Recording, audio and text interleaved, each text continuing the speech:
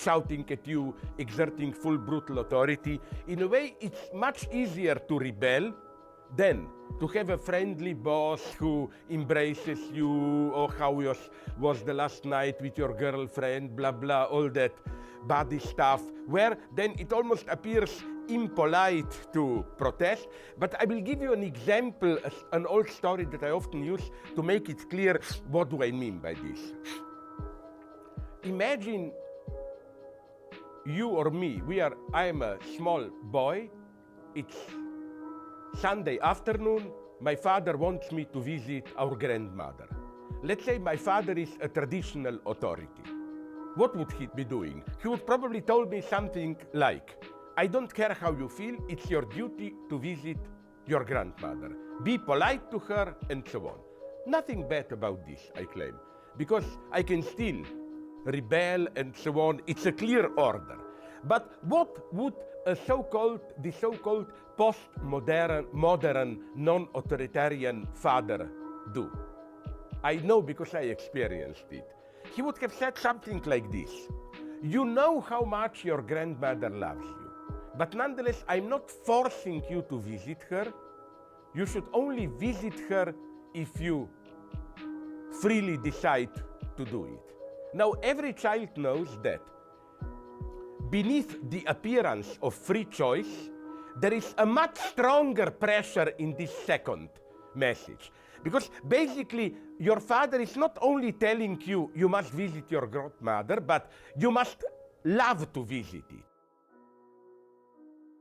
If there is a point in psychoanalysis, it is that people do not really want or desire happiness. And I think it's good that it is like that. For example, let's be serious. When you are in a creative endeavor, in that wonderful fever, my God, I'm onto something, and so on, happiness doesn't enter it. You are ready to suffer. Sometimes scientists, I read history of quantum physics or earlier of radiation, were even ready to take into account the possibility that they will die because of some radiation and so on. You know, happiness is for me an unethical category. And also, we don't really want to get what we think that we want. The classical story that I like. I am married to a wife, relations with her are cold, and I have a mistress. And all the time I dream, oh my God, if my wife were to disappear, I'm not a murderer, but let us say, drop me, it would open up new life for me with the mistress. You know what every psychoanalyst will tell you quite often happens? That then, for some reason, wife goes away, you lose the mistress also. You thought, this is all I want. When you have it there, you turn out that it was a much more complex situation where what you want is not really to live with the mistress, but to keep her as a distance, as an object of desire about which you dream. Curzio Malaparte, an Italian author, first a fascist, then he moved to the left later in his life. In 1931, he wrote a book about technique of revolutionary coup d'etat, something like that. A wonderful and I think correct analysis of Bolshevik revolution. He went there, and it was just before full onslaught of Stalinism, so he was able to talk with all the people and so on and so on. And he came to this result, that the true genius of the revolution was even more Trotsky than Lenin. Why? Now, this may sound eccentric because it's not the Trotsky you maybe heard about. Lenin was in between when Lenin was a strategic genius. He saw a brief opportunity, we can grab power now, of the revolution. But basically, till Trotsky convinced him, converted him, Lenin remained a traditional revolutionary. His idea was gather thousands of workers and soldiers, attack parliament, imperial castle, whatever, big centers of power. Trotsky had an absolutely ingenious idea, and he did it. He says, but wait a minute, look at the modern state, how it functions. Forget about all that bullshit, the crowd confronting police and blah, blah. a modern state functions through just some 8, 9, 10 knots centers of technical centers of power. Railways, post office, phone, electricity, water supply, and so on. Before you play all those revolutionary games, storming parliament or whatever, in a discrete, quick operation, you should take control of this. And you don't need tens of thousands of people. We even know exact numbers. Trotsky said, I need less than 1,000 people. Dispersed, organized in groups of 20, with soldiers, I mean, people ready to fight, and especially good technicians. I remember the most sacred object, my own mother. Maybe you know the story if you read some of my work. I write about it somewhere. My mother had an old Jewish lady with whom she was a good friend. And once they had some business, and then the Jewish lady left, and my mother turned to me and said, you know, this is a wonderful lady, friend, but did you notice the strange, intense way she was counting money and so on? I think structurally this was the same moment as the one in all those wonderful paranoiac movies like Invasion of the Body Snatcher, you know, where aliens are among us and there is some tiny feature. They have too much skin here or a strange glow in their eyes that you recognize that they are really aliens. This counting money too intensely was my mother's identifying feature, that that lady may appear like one of us, but it's really a Jewish alien, and so on, you know.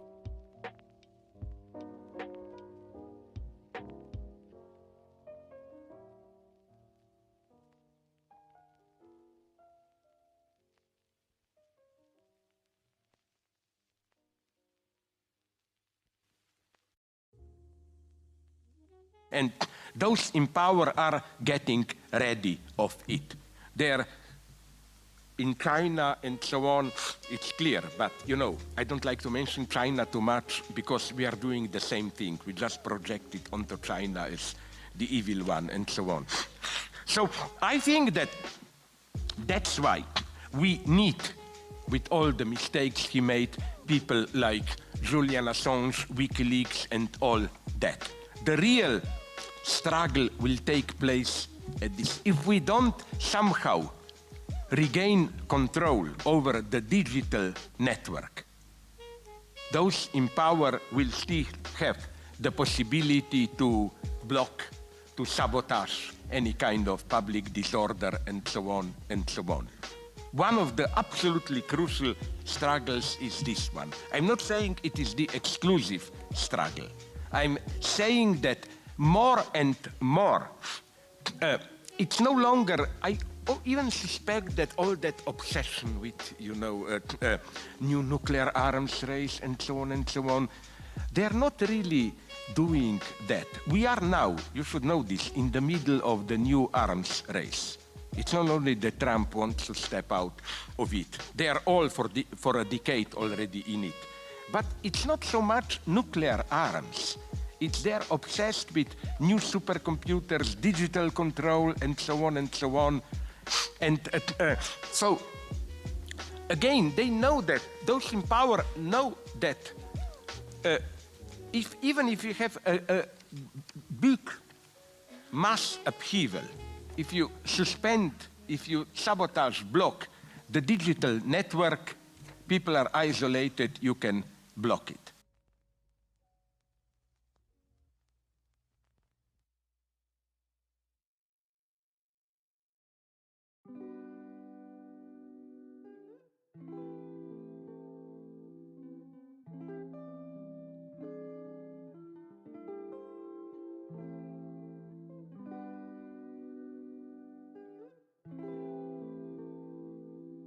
The one whom I admire, do you have them here in Sweden?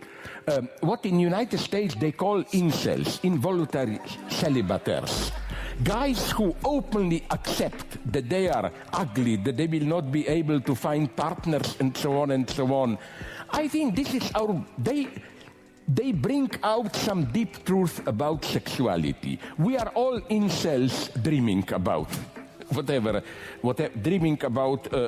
whatever means. Another thing that I want to very briefly emphasize here is that not only is sexuality not something innocent in itself, just spoiled by power relations and so on and so on. Often, what I find even in a certain type of feminism, never forget that in the United States, most of the feminists supported attack on Iraq to liberate Iraqi women. Now, the result is that women are there oppressed more than ever, much more than under Saddam. But what I want to say is that you have also the opposite idea that it's not so much power relations of domination, exploitation that we should worry about, but we have also power relations which are good, but the problem is when they get sexualized. For example, at universities, people get disturbed when a powerful professor engages in sex with one of his students. I'm also opposed to it. But nonetheless, I don't like the implication that as long as the professor is just exerting all his authority, it's okay. Power, it's okay as long as it doesn't get personal. So I don't like, for example, the type of feminism where you are not bothered by power relations, that less we women also want a proper percentage in it, no? A comical version of this happened in Slovenia, my country after independence, where leftist government organized a group for women's rights, and the leader of that government office set as her first goal to organize a golf contest exclusive for women. Remember that golf was at that point the sport of the ruling nomenclatura. I didn't like this because, you know, the logic was clear. And I don't care if the same power relations remain, just I want my part of it.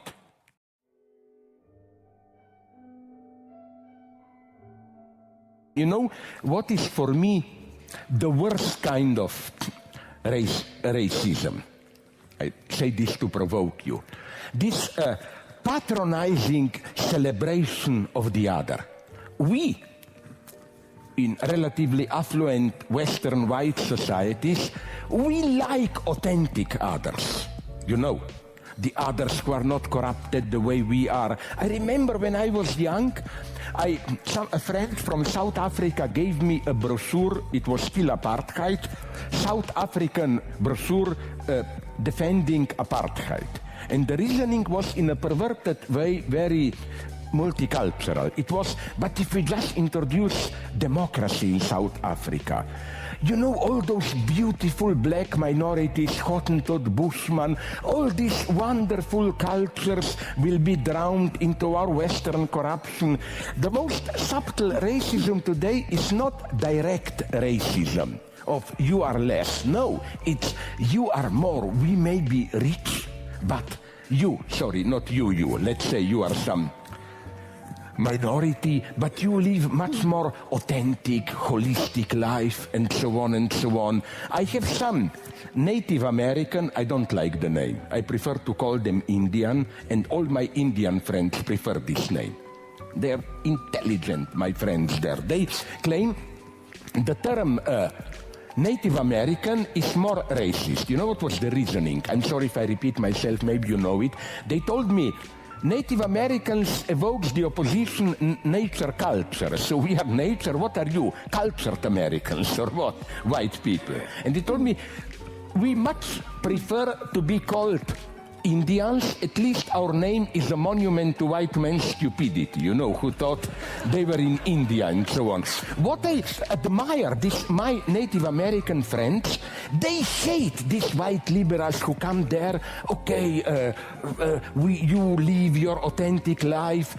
Their message was, they told me, okay, then let's exchange our roles. Give me your LA, Los Angeles suburb villa and you come to live in our city wooden house there and so on, What I really, this is the most hated, this white attitude of this underprivileged group have some kind of deeper holistic authenticity and so on and so on and so on. All the minorities I know, and that's where I love them. No, they really want to succeed on our terms in our society.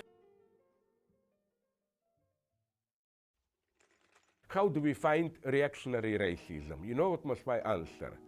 With progressive racism. Then, what do you mean?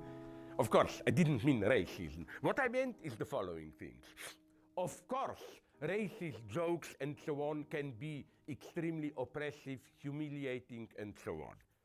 But the solution, I think, is to create an atmosphere or to practice these jokes in such a way that they really function as that little bit of obscene contact which establishes true proximity between us.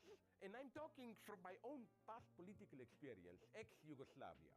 I remember when I was young, when I met with other people from ex-Yugoslav republics, Serbs, Croats, Bosnians, and so on, we were all the time taking... Shit, can you hear me now? ...about each other. But not so much against the other. We were So... competing who will... Okay. So I brought my cat because I'm a complete nervous wreck. Because I'm very, very anxious about this. So that you can look at the cat instead of me. And you can focus on him. His name is Dorian. He can stream. Can't you stream? Bit of frame drop. Oh shit. Yeah, I can see that. Fuck me. Here's the thing. I noticed this when I was testing it earlier with Nico. The issue is... Oh, fuck. Maybe I've put my bitrate a little bit too high. I don't know if I can change the settings now. No, it's 3000. It worked fine the other day. That's rather weird. The other issue might be the Wi-Fi connection, because my phone with the Droidcam app uses Wi-Fi to send the image. And it worked fine last time I tried it. But right now, I don't know. Is it okay? The mic sounds awesome. That's fantastic. Thank you. Thank you so much. You also contributed, right? Yeah. You and Mythaldu probably gave the most money. And Sargon, curiously. Thanks again. Now live. 5 fucking months later. To be honest, I probably should have started like a month ago when the internet came, but I was constantly procrastinating. I was, waiting for the stream artwork to get done, and I'm like, okay, I have to fix everything first. I have to do the Patreon, which I haven't done yet. Make the Discord, because everyone says, on Twitch you have to make a Discord server for your community, and I have no idea how to use Discord. I am such a fucking boomer. Apparently communities congregate there, people do stuff, Zoomers mostly, I don't know. It's a good idea. What else? Get to know like the Twitch interface a little bit, do some tests and stuff like that. How about, can you hear my fans? Because my MacBook's fans are going completely fucking wild. I've tried to place my MacBook as far away as I can, but I don't know if that's working. No fans. That's fantastic. I did put a last minute. Oh, I'm noticing frame drops on my end too. Fuck. So it's not frozen for you, Majian. Am I pronouncing that right?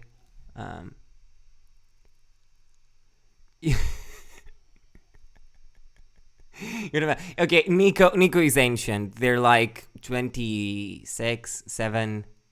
I'm 22, by the way. Yeah, so what was I saying? I hope this show's red right now. It's trying to... I don't know what's happening here on my end. Please let me know if there's something... No, I'm 22. I'm not 32, no. I'm 22. Thankfully. Oh no, Mythaldo, I forgot. Oh no. Fuck. Yeah, it's really weird because on Twitter, it's really weird that I have someone like you who's like 37 who's following me. Because I always feel really weird around people I don't know when they're even slightly older, or when they are like in the, when they're like a bartender or a delivery person. Even if they're younger than me, I'll always address them in like formal. In Greek, there's like a formal you, like in German, right? And I'll always address them like that. It's really weird. So it's really weird to me that there's people that are almost twice my age that are actually watching me. Or like people who have kids, right? It's really crazy to me.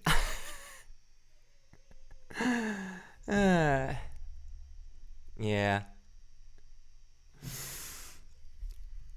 How are we doing here? It's 15 viewers. That's a fucking crowd for the first stream. I was... Wait, you're gonna be 34? Radical Maniac, you're gonna be 34 on a Sunday? Happy birthday! Wow. Great. Jesus. How have I developed this kind of community? Your kids can hear me. Shit. I do feel more grown up now. Wow. Oh god. Yeah, maybe it's because I haven't actually like worked before.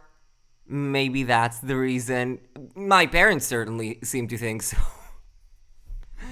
Yeah. Well, we'll see how this goes. If streaming goes well, I probably won't have to. I don't know. I'd rather not, bosses and stuff like that. Maybe when we get to like the... Oh shit, it's frozen for me. Is it... I'm really anxious about the quality of my stream for some reason. Yeah, maybe in a market socialist society, maybe when we've got all co-ops, maybe then I'll work. I don't know. I haven't worked since I was 16, so that mindset. Yeah. I feel like a lot of people on like left you. I think Destiny has a point on this when he kind of points at the other left tubers and kind of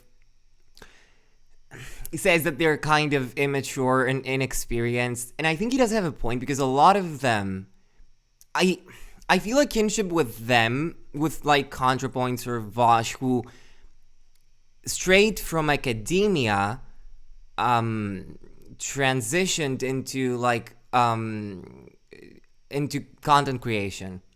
So they never really had to do much of the hardcore like working, paycheck to paycheck kind of thing. Which I do feel like, I'm sure it probably does mature you a little bit. And I feel more kinship with them. When I look at Destiny and when I listen to him, I kind of get that impression, right? That he's been through some shit. that I can't really relate to. You know, it's very obvious. Like, that he's been through, you know, being poor. He's been through having a family and raising a kid, right? Academia doesn't equip you with good social skills. Well, that's basically why I liked academia, because I do not have great social skills. I mean, I guess now I do. They're a little bit better, but I'm actually autistic, so it did take some time to develop them. But yeah, there's a very different relation that is developed in academic circles, and like, it's a very, very different mentality, if you like, from actually working. Because when you're working for a boss, you know, for someone, they expect you to do your work for them so that they can make money, right? Their livelihood, so to speak, depends on you, right? Whereas in academia, there's this, and this is very, very relevant to the Zizek clip that you heard before. I was listening to it as I was smoking. Are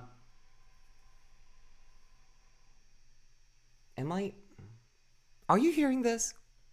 Is this a phone? Is this from my neighbors? I don't know. What was I saying? Zizek. Yeah. Zizek.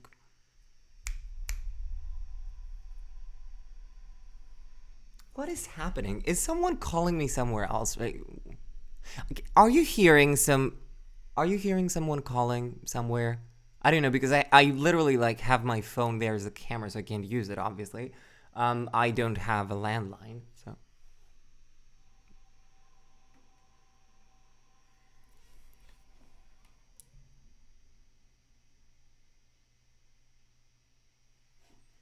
I mean, I didn't take my meds today, so that might be it. Am I hearing voices? I don't know.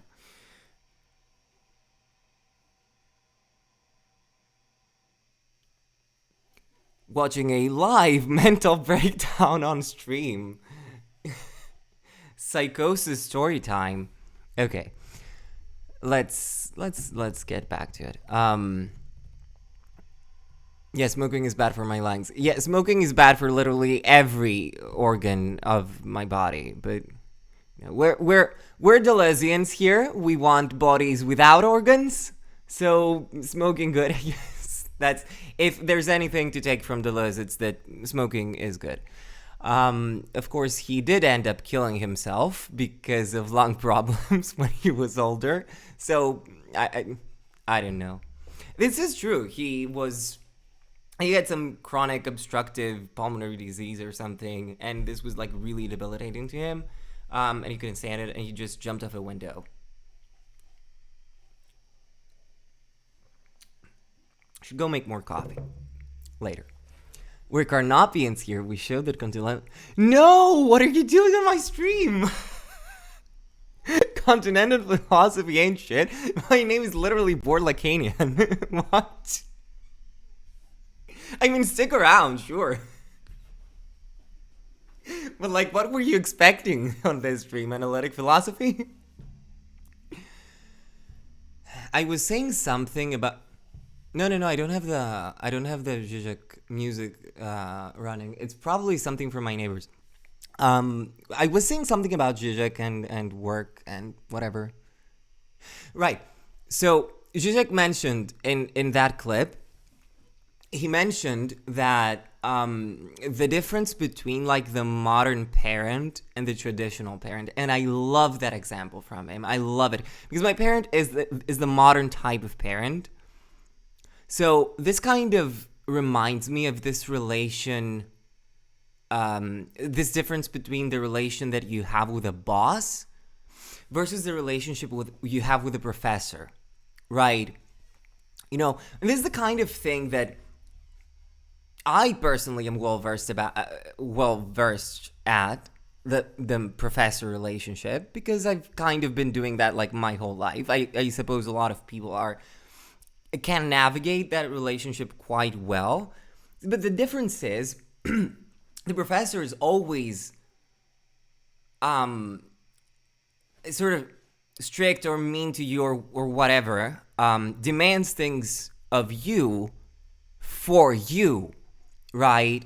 So supposedly for your own good, right? There's this kind of dynamic.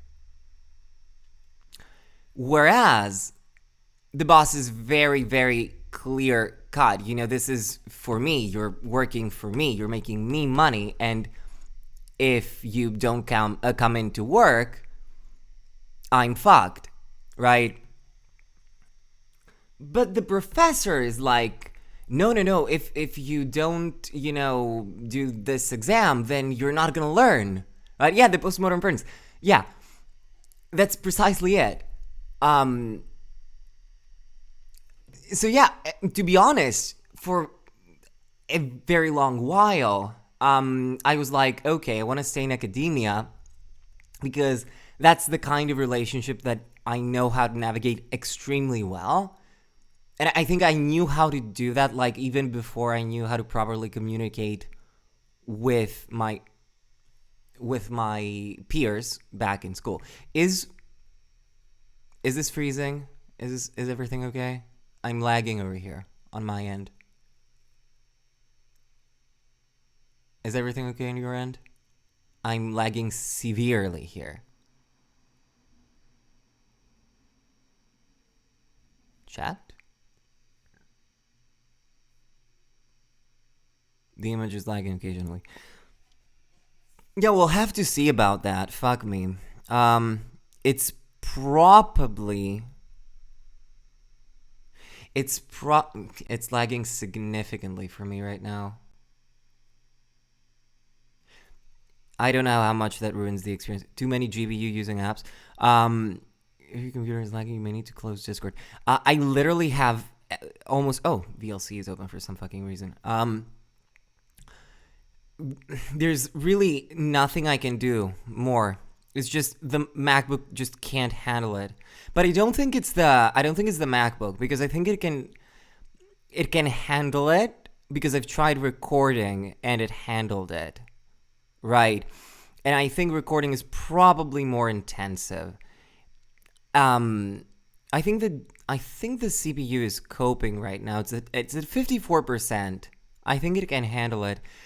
The issue, I think, is the transmission of the signal from my phone to the Wi-Fi. This was not an issue when I connected it through USB-C, but I have a problem with my port apparently, because like I every time you try to do something, that's what happens, right? A problem every fucking step of the way that you just did not expect. And right now, I can't really afford a webcam. And I also have the feeling that my phone right now, I think this is a good image quality. I think it's probably better than like the C920, which is jacked up to high heaven right now. It's like 120, 130, whatever. It's like 9-year-old fucking webcam. I don't know. I'll see what I'll do. Is your MacBook cable, network cable, phone Windows? Oh, wait. It's not too hot right now. Wait, let me see. What? No, shit, not this app. What is everyone saying? Network cable. Yeah, I'm obviously streaming on Ethernet, right? So it seems like from a network perspective, everything seems fine. It shows like the green square and all that. It's probably, but I definitely need to use like Wi-Fi for the phone. So yeah, it's fine. It'll take a little to flesh out stuff a bit for stream. Yeah, audio is fine. I'm really glad that audio is fine. I deliberately like placed the MacBook rather far away, and did like the noise gate it isn't too significant, right? Because I asked Vosh a couple of times for his noise gate settings in chat, but he wouldn't answer me. Because I think his noise settings sound really good. Usually, what I hear that I generally don't like is when, there's a lot of like noise in the room and just seems like it gets turned on and off and on and off and on and off. It just sounds like shit and it annoys the fuck out of me, and I'd like to avoid that. I don't know, does it sound anything like that? No, it sounds really good. That's nice. Try to move as little as you can then. Oh, I'm gonna stay still. That's gonna be a little bit difficult. Because I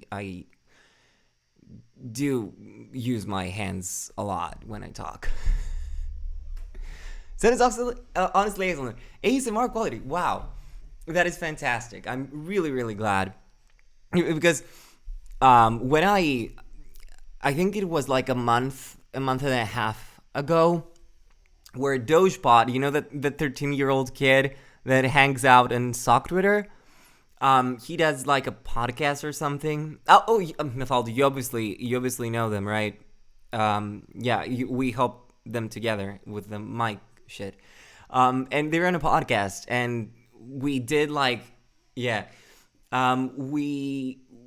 did like, I think it was an episode of the podcast where it was just 10 people from sock Twitter like memeing or something. And apparently my mic sounded like absolute garbage. Like every time I tried to speak, they mocked me. It sounded like robot voice. That probably had nothing to do with the mic. It was probably my shitty Wi-Fi back then. But yeah, so I was kind of worried about that. And everyone was like, oh no, the guy who bought, like, people bought him a mic and he sounds like shit. What the fuck? So I'm glad that your money went to good use. Wow. For the ASMR, Nico? Yeah. I don't know. I've removed everything, so this will be as clean as possible. Let me get some ASMR. Oh no, this probably contains my dogs. We should leave that aside. Yeah. 17 viewers, wow. All right, that's impressive. I've been like for the last 2 months or so, ever since like I decided that I'm doing this, like I'm actually doing this. I have watched like literally every video from like Alpha Gaming and like Devin Nash.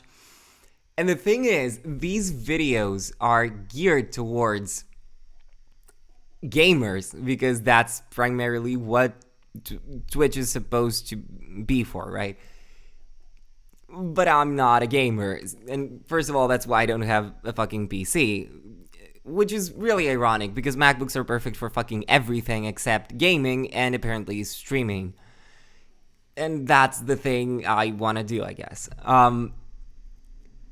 And all of these, this kind of advice was for people who had like absolutely no presence on social media like anywhere else. And were kind of stuck on like 1 or 2 viewers, and they were trying to reach affiliate, and I'm like, is that gonna be a problem for me? Is that gonna be? Apparently it's not. It's really, really cool to see that there's my Twitter cloud is paying off. It's nice, I guess. I'm trying not to think about the fact that I am actually talking to 17 people right now.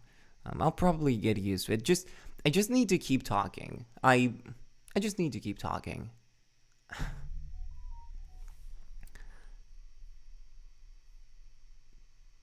He said, and then stopped talking. Just imagine us in our underwear. I mean, some of you, statistically, are probably in your underwear. I mean, unless you're working, because it does seem like I have an older audience. We're gonna start, and then suddenly this becomes like a sexting stream. Like this is an anti-horny space. This is an anti-horny space. I've been LARPing as a horny police for like a lot of time. I've only gained access to my mutuals' private accounts just to be the horny police. I mean, it wouldn't go well. Yeah, I said it and then I just remembered, oh fuck, yeah, I do have some older people in my audience who are probably working, so that wouldn't, yeah. Oh, that's interesting. Out of curiosity, what are your thoughts on continental treatment of physics? Because to my mind, that's one of its major flaws. It doesn't take the results of science seriously. And even things like object-oriented ontology seem like very weak attempts compared to ontic structural realism. Here's the thing. Have you read Deleuze, though? It doesn't seem to me like a lot of continental physics has engaged with physics much at all. I don't know if you're asking this because you've noticed, I've mentioned maybe that I'm actually a physicist, right? I actually study physics. I don't know if you asked this just for that, right? As far as I'm aware of, and it's weird because, oh, Nico Sam, hi. We've got 3 Greek people here. We've got me, Nico, and Nico Sam, 2 of whom are named Nico. That's nice. Oh, you're in school for physics. So like university? Like, I'm studying that too, right? Okay. Wait, no, please don't tell me. Revan, don't tell me that my accent betrayed me. I'd like to think that I have a good accent. What was I saying? Right, physics. Wait, it's the accent? Oh, fuck me, no. No. Oh no. Yeah, it's probably, because I don't generally use it when I talk with people in real life. But I do talk to myself in English a lot. When I was a couple of, what was it, one year and a half ago, where I was in an internship in Korea. And there was the administrator of the program there happened to also be Greek. But when we met, he didn't realize. And I think at the beginning, because he saw my name, he's like, oh, he's probably Greek. And then he heard me talk. It's like, wait a minute, where are you from? And that made me really proud. I'm like, yeah, that's cool. Yeah, something that you're probably going to come to know on this channel, because I'll mention it a lot, is that I fucking hate Greece with every fiber of my being. And I'm really, really trying to renounce this part of my, let's just push it aside. Let's just pretend I'm an American. Not that Americans are, great, but just that I've grown up with American pop culture because Greek pop culture sucks dick. And I've never really identified with the Greek identity or whatever. Wait, Nico, what are you talking about? Wait, my Discord. Oh no, Discord. No, look, this is a first stream. Maybe next stream. I don't want to overload my MacBook right now. I don't want to open up any more apps. We're taking things one step at a time. Back to the physics talk. What were we saying? Androider, I wish I had a cool accent sound like I'm Steve Irwin instead. Australians do have very specific accents. I used to not be able to tell them apart from British accents. But I think at this point, I can tell, usually. Oh yeah, Nico Sam, the DMs. Fuck me. Yeah, I'll answer you fucking now. I'll answer you fucking now because you're really vague.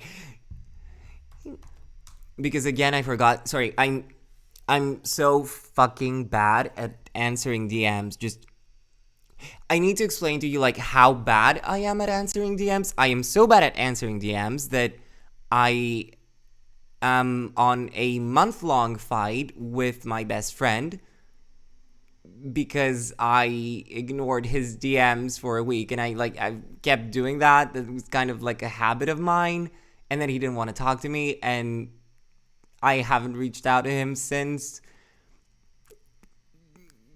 And he follows this account. I don't know. He could be watching right now, for all I know. But, fuck me. I need to fix this. I really need to fix this, but that's another issue. So I'm really bad at DMs. Is the point here, right? At least I'm not a British guy. Yeah. At least I'm not a Brit bonger. Yeah. I think British people used to be cool like 10 years ago, maybe, and then everyone gradually realized what British people are like. So yeah, it's the only bigotry that is valid. Oh, that and being bigoted against the Belgians, because ContraPoints does it, and it's cool.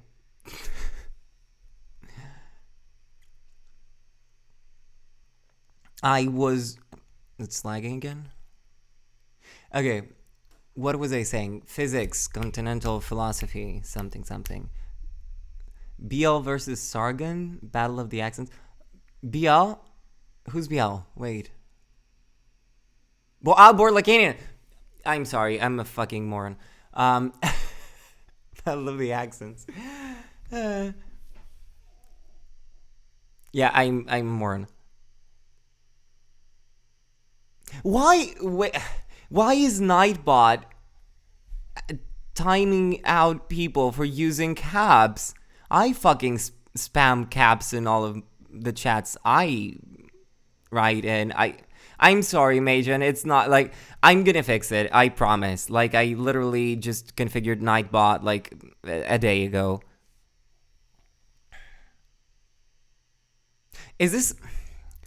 How is the lag going? Is it lagging? It's lagging severely here.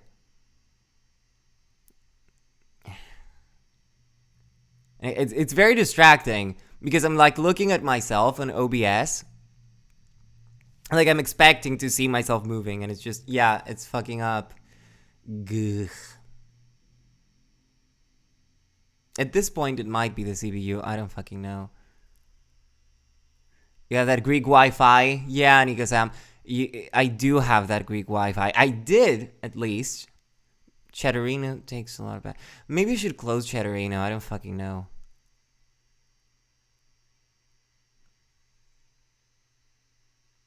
I really need to fix... Ugh. The thing is... I don't know what's at fault here, because Chat did a burst, might actually be a Twitch issue. Yeah, Mythaldo, but it's on my end too, though. Like, I see my stream severely lagging right now. I see myself lagging. So I don't know why that may be. The thing is, I don't think it's like the connection from what I'm streaming to Twitch. Because, like, it's already laggy on my end, right? Yeah, but it's fine for a first stream, but it's not sustainable. Like, I need to figure out, like, how that's gonna work. But it is plausible that even though Ethernet is working just fine, that the Wi-Fi is not, which is responsible for transferring the signal from the phone to my Mac. Yeah, I don't know. Maybe once I get enough money to buy a webcam. I don't know. We'll see. But it's kind of like a shame, right? Because it's like 130 euros for a webcam, it's probably gonna have a somewhat shitty quality. When the Sony A5100 is like 370 or something, like, is it really worth it? Oh, my laptop does have a webcam. It does, but it's trash. It's absolute trash. It's terrible. It looks like shit. Yeah, it's really good. The phone's camera is really good, which is surprising because it's not like an iPhone or anything. It's just a Samsung A50, right? It was like 200 and something euros. It's weird. In my life, I've never really overspent on phones, but I do tend to go overboard with my laptops, right? Not that I don't want a good phone, but it's a trade-off, I guess. The thing is, like, even with this one that I paid like 1,500 euros or something, I have a lot of issues because it's like the lowest storage settings. It's like 128, and it's completely choking the fuck out of the entire device, right? Because it's also 8 gigabytes of RAM. And I remember these fucking reviewers, online were like, oh, you're not gonna need 8 gigabytes, more than 8 gigabytes. Like, you probably won't even use them, unless you're doing like intense video editing or shit like that. Narrator. He did, in fact, need more than 8 gigabytes of RAM. But yeah, and it's constantly being choked, and it's constantly doing like using swap memory and just completely like always filling up to like 8.2 megabytes remaining on disk, which is really fucked up. Yeah, I am hoping then RAM is super important. Yeah. Indeed, it's super important to me because I always fucking I have 3 Chrome windows and each one of them has like 50 tabs on.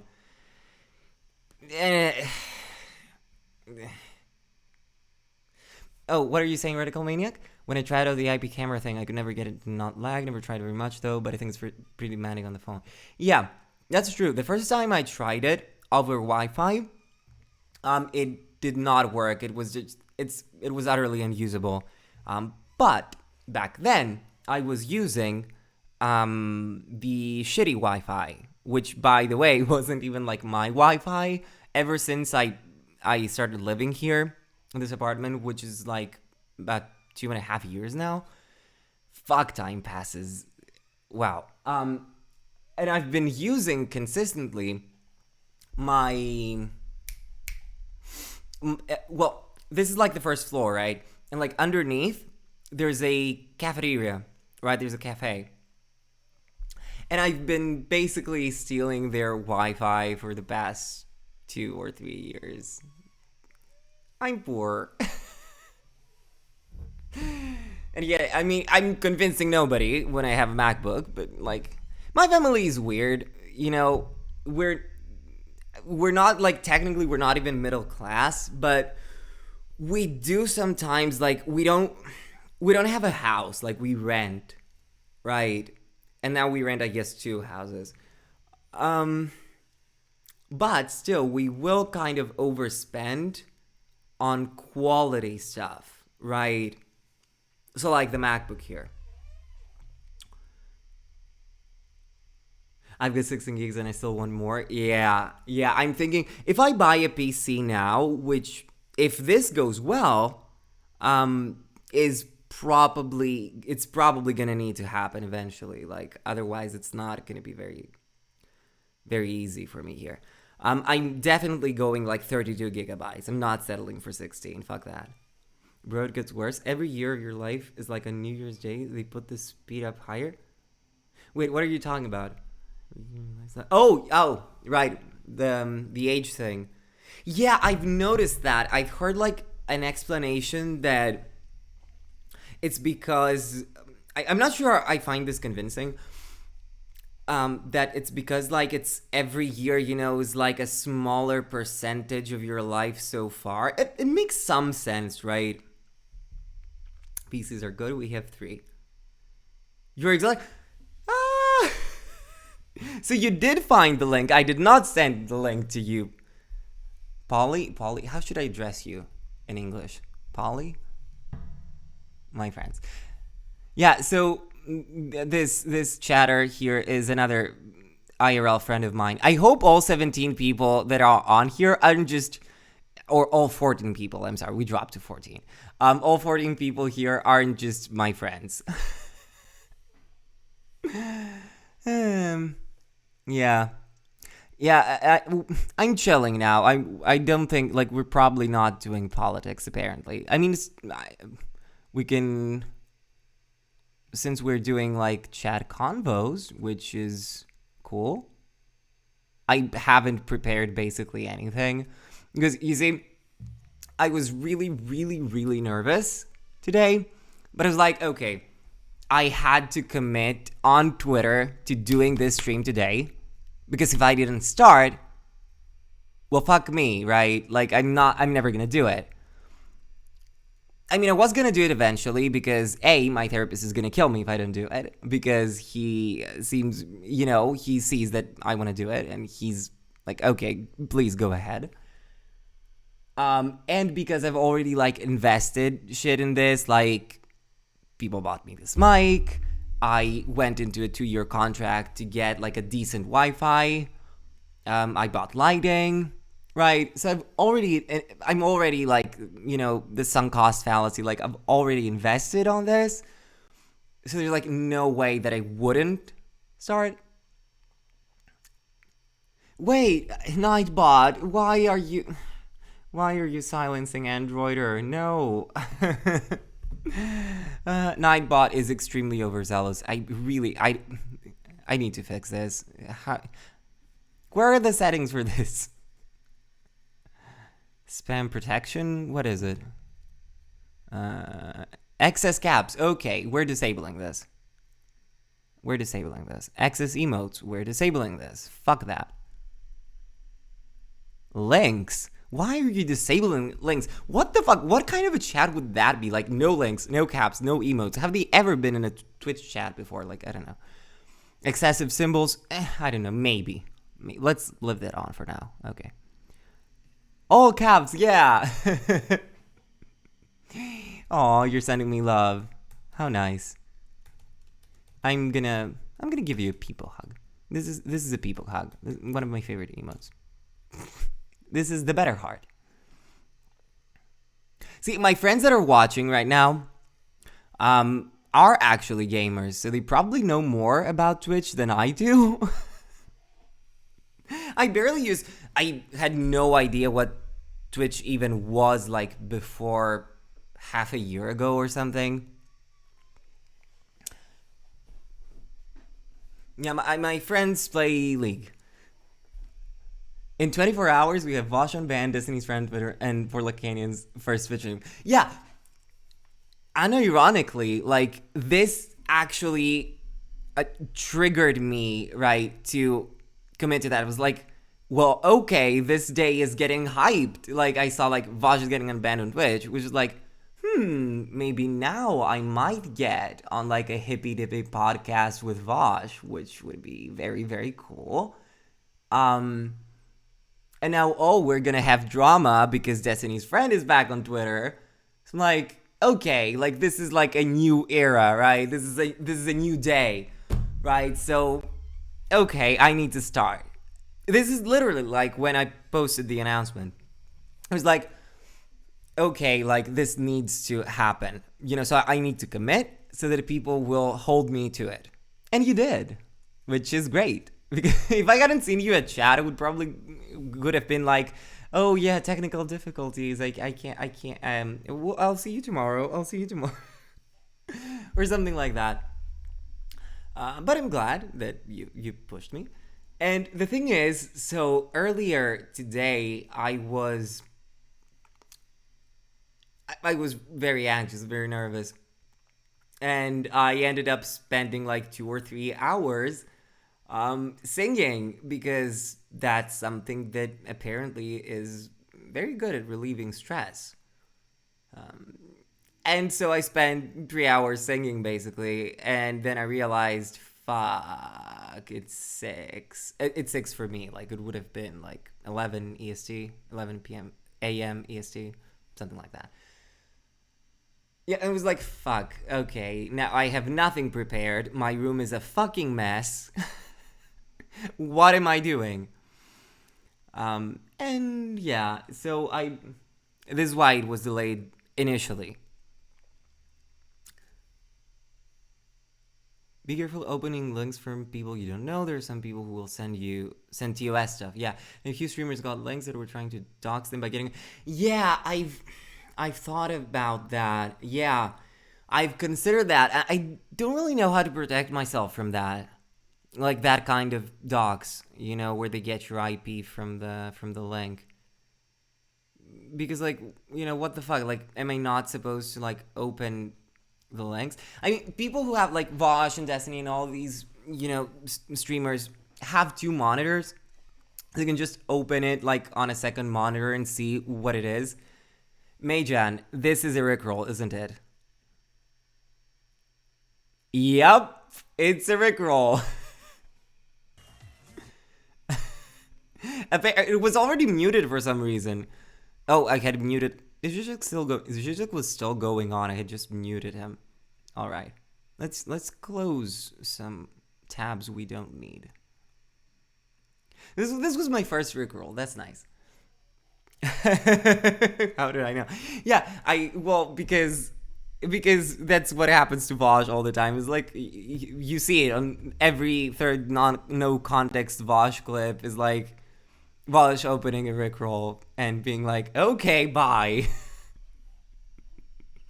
Was it good songs at least? I figured out when you plan to start the stream originally is 3 a.m. my time.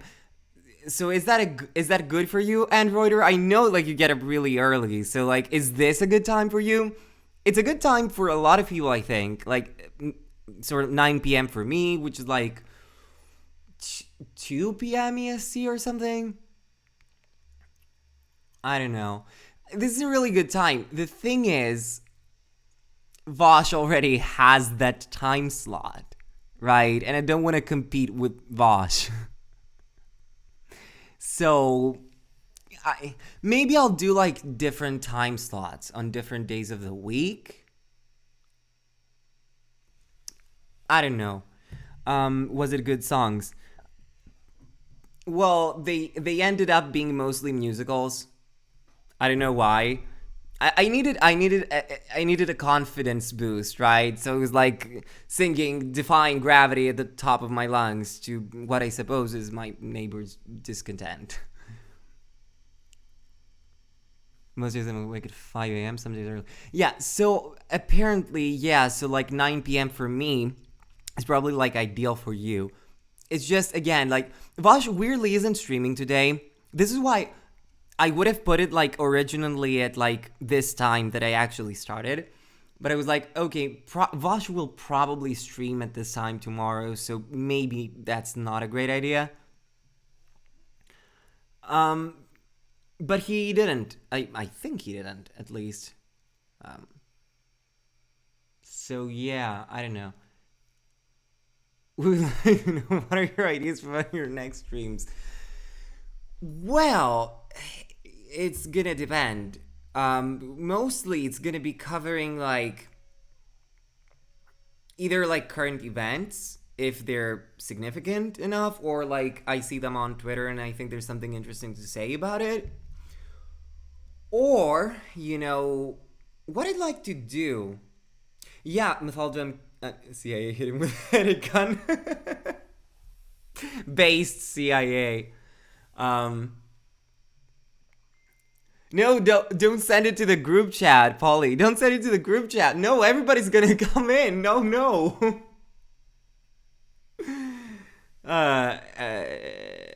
What was I saying? Yeah, I'm keeping the VODs with Aldo. I think I enabled that option. I'll see if maybe I talked with Lexi and she told me that the Twitch editor possibly may allow you for the possibility to edit the streams and maybe clip some long segments out of it and export them to YouTube. Something like that, which is something I maybe could do, because otherwise I can't really do anything on YouTube right now unless I like multi-stream, which I could do. But then, okay, who the fuck is calling me? No, who is it? Oh no, I should do airplane mode. Wait a second.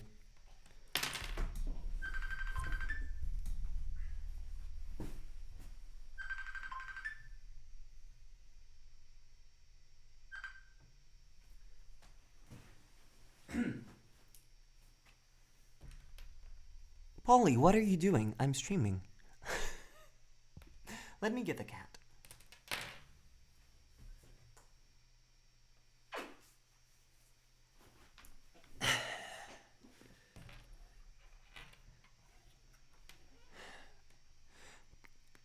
Twitch does delete them, I'm aware.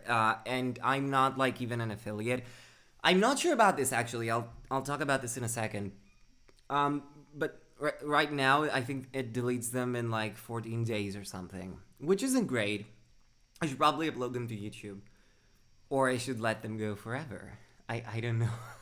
The thing is, I probably won't even be able to like download them, right? Because they're probably gonna be significantly large, and my MacBook does not have the storage for this.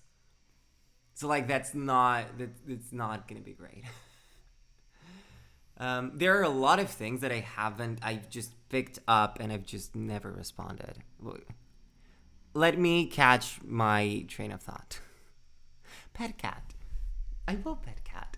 Oh, there's Majan, there's an emote. I have the people, and I also stole an emote from Liv posting. I hope she doesn't get mad about it, because it was so fucking good. They made a custom emote, which is like pet the people, but it's like Deleuze. It's like pet the Deleuze. Let me see if I can find it. It's a really nice emote.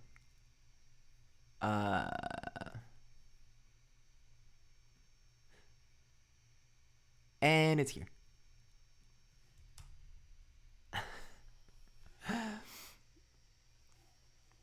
Having Twitch is good, but also remember, Twitch disallows a lot of political content. I'm not exactly aware of that. I've heard that there's some shit going on with Twitch, especially lately. Okay, you can go off right now.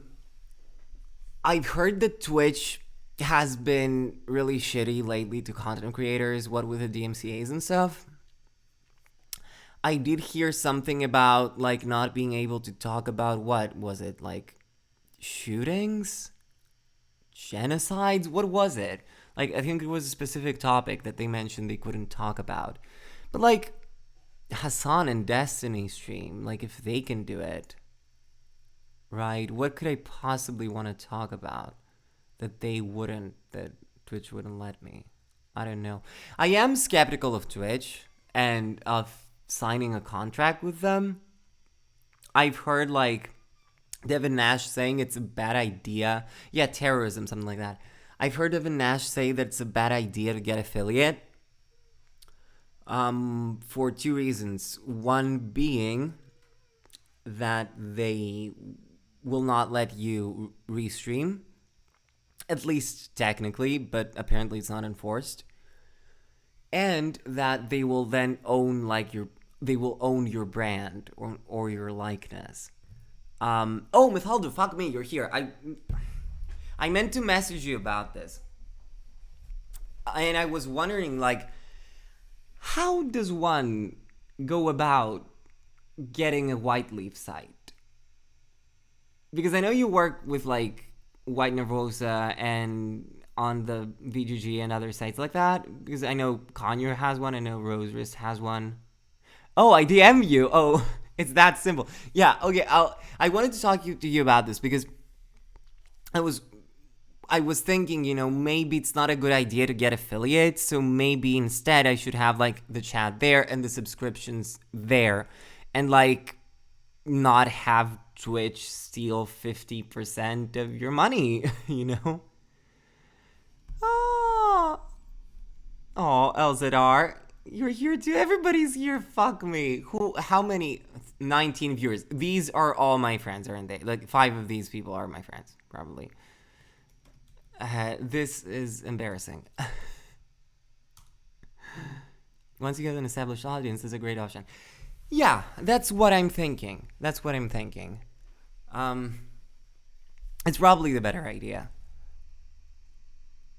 Nico, what is this? Japanese shop sells hyper-realistic 3D printed face masks. Nico, how is that relevant to literally anything we're talking about?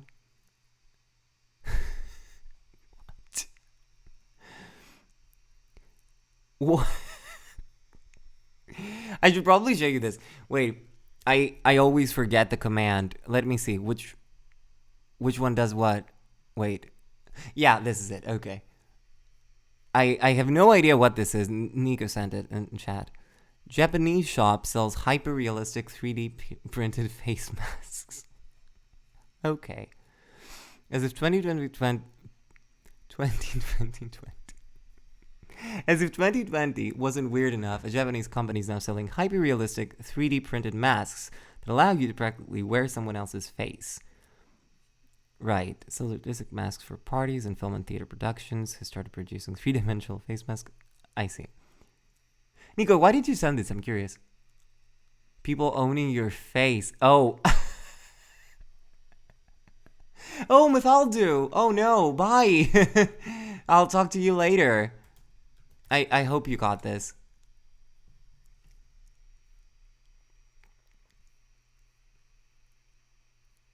Yeah, people owning your face. This reminds me of like Jane the Virgin. Wait, how do I fix this again? How does this work? What am I doing wrong? Wait. There we go.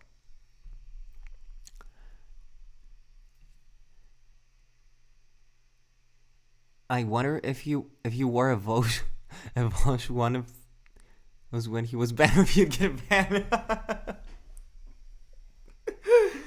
Guys, everything is possible with Twitch at this point. Good idea to trick ID algorithms, but I think it's just a face mask shop. You could use it at the airport. That would be fun. This reminds me of Jane the Virgin, which is completely campy. And like every second character that shows up is like literally one character with like a face mask, and she does like this huge reveal of the mask. She has a different voice and everything. It's a different actress. It's really funny. Let me pick up my previous thread of thought. Twitch, VODs, YouTube, affiliate.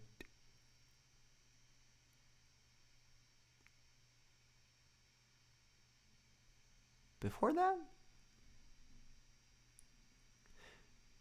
Ranting about... Oh, right. Topics on stream. What I'm going to discuss. Right. So, I was more interested in... So, I'll obviously do like political content. I'll probably do some debates, obviously. Like, this whole thing started with the Sargon debate. But... I don't want to do exactly... I mean, it's the easy way, you know, just do the React Andy content, and there's probably going to be some of that. I'm just more interested, instead of just plainly debunking the arguments that conservatives and others make, I'm a bit more interested in dissecting them, right?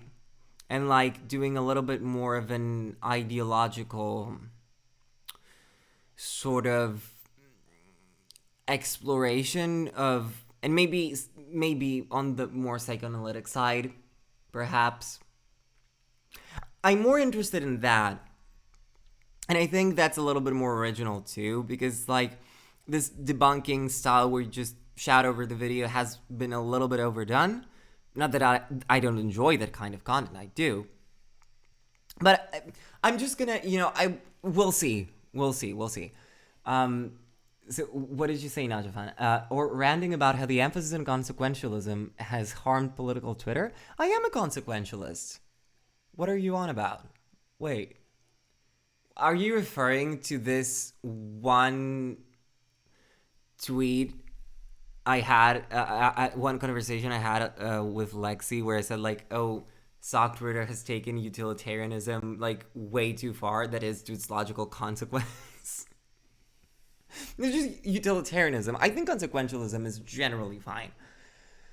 But utilitarianism does have some issues. I mean, I could talk for like the next hour about the whole Big Joel Destiny discussion about property and shit like this. I just don't understand why you'd be a real utilitarian. It sounds good and something you'd be good at. Well, I hope I'd be good at that. Yeah.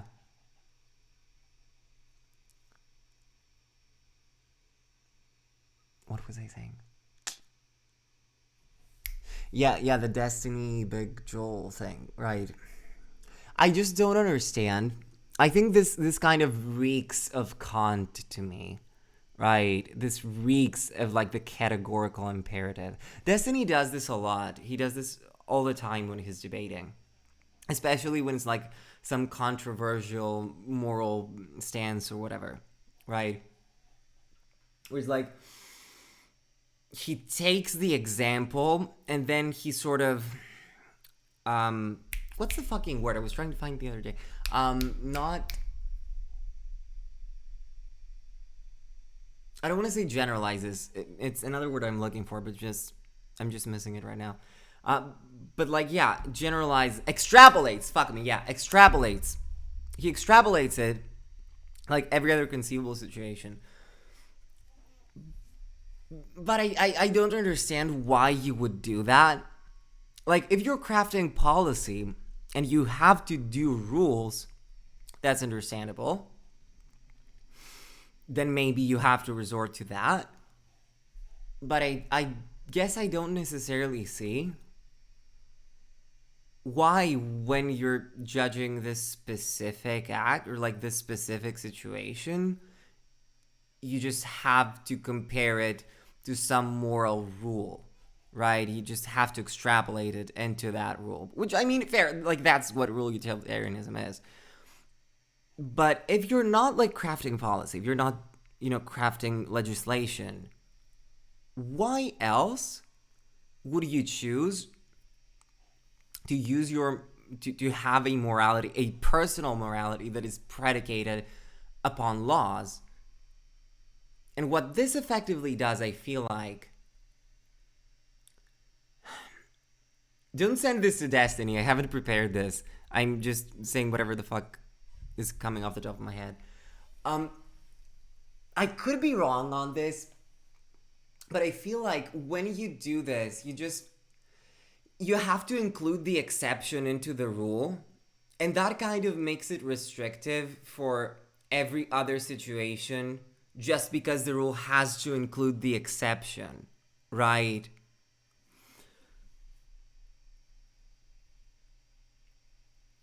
Hyperbolize, universalize the maximum.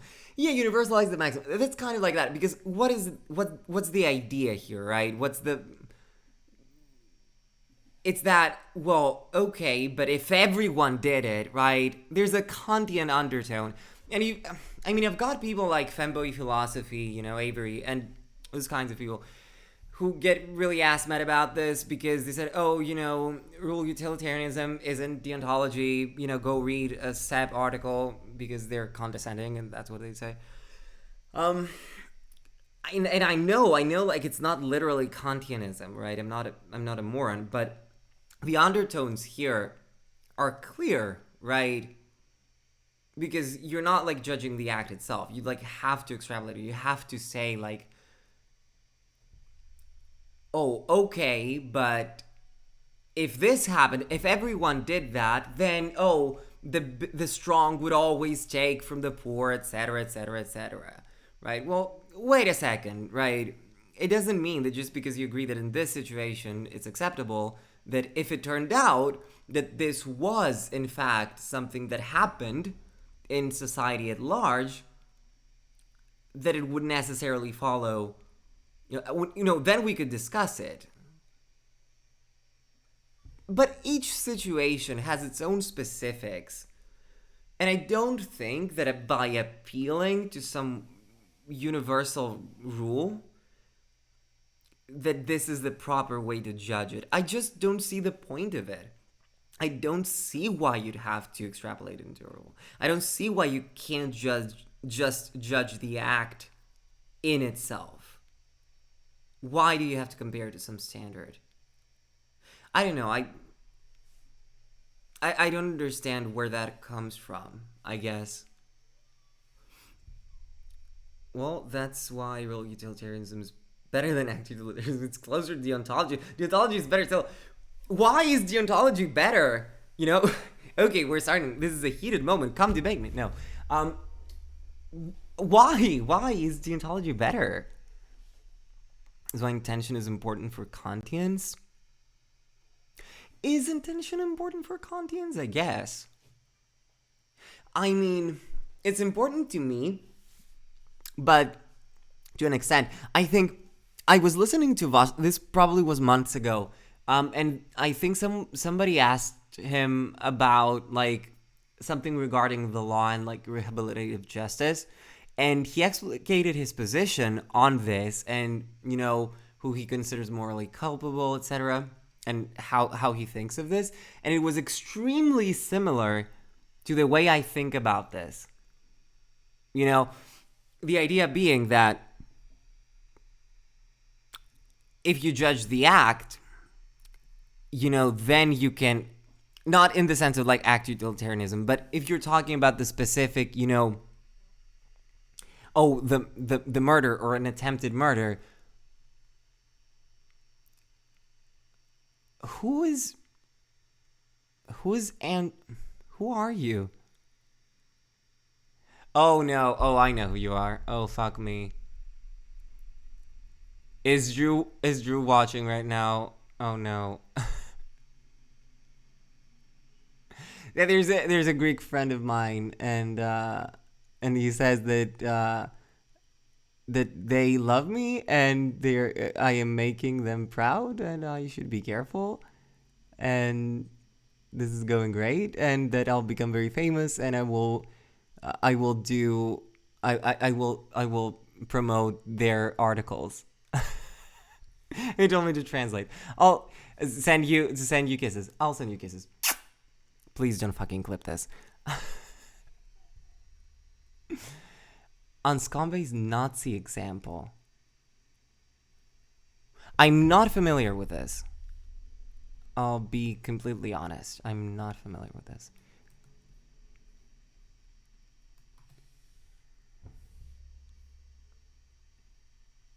Let me take a look. Oh, this is long. I'm gonna keep this and I'll take a look. Naya fan. Intention is very important to Kantians. It's the only way for you to decide what maxim you're universalizing. Example: you're pumping poison water into a house to kill Nazis. What maxim are you universalizing? Moving your arms up and down, pumping water, killing people, fighting war. Yeah. I understand where you're coming from. I didn't really formulate like the entirety of my thought here with regards to how I think of intentionality. It's really weird because I'm like a determinist. So like in the end, I don't assign moral blame to fucking anyone. Right? And I think if you want to take it all the way there, like that's the logical consequence, right? I'd like to ask Destiny if he takes it that far, because that's basically like the inevitable consequence, right? If you believe in determinism. Determinism, the thing with determinism is that it makes people very mad, because it implies that you have no agency, and people don't like to hear that.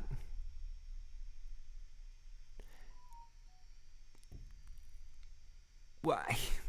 Okay, a lot of things. You're overwhelming me. Wait a second. Where was I? Determinism. Yeah, and the issue is that a lot of arguments when it comes to progressive issues kind of hinge on falling in line with determinism. And that's where you get like the Sargon type arguments that kind of use this libertarian free will idea, right? It's complicated, but you can, I think, twist it, and I'll probably try that in the Sargon debates. You can probably twist it and show them that they're using determinist logic too, right? Because if you're saying, oh, well, black people, for example, are in this situation because of black families and like, or whatever shit, right? You know, black culture, whatever. Well, okay, but you're still using a determinist framework. Because if I say, oh, we need to do this and this and this, you know, Sargon's going to tell me, well, no, they need to, you know, pick themselves up by their bootstraps. And okay, then if you think it's their sole responsibility and they will just do that, why are you advocating for it? Right? What's the point?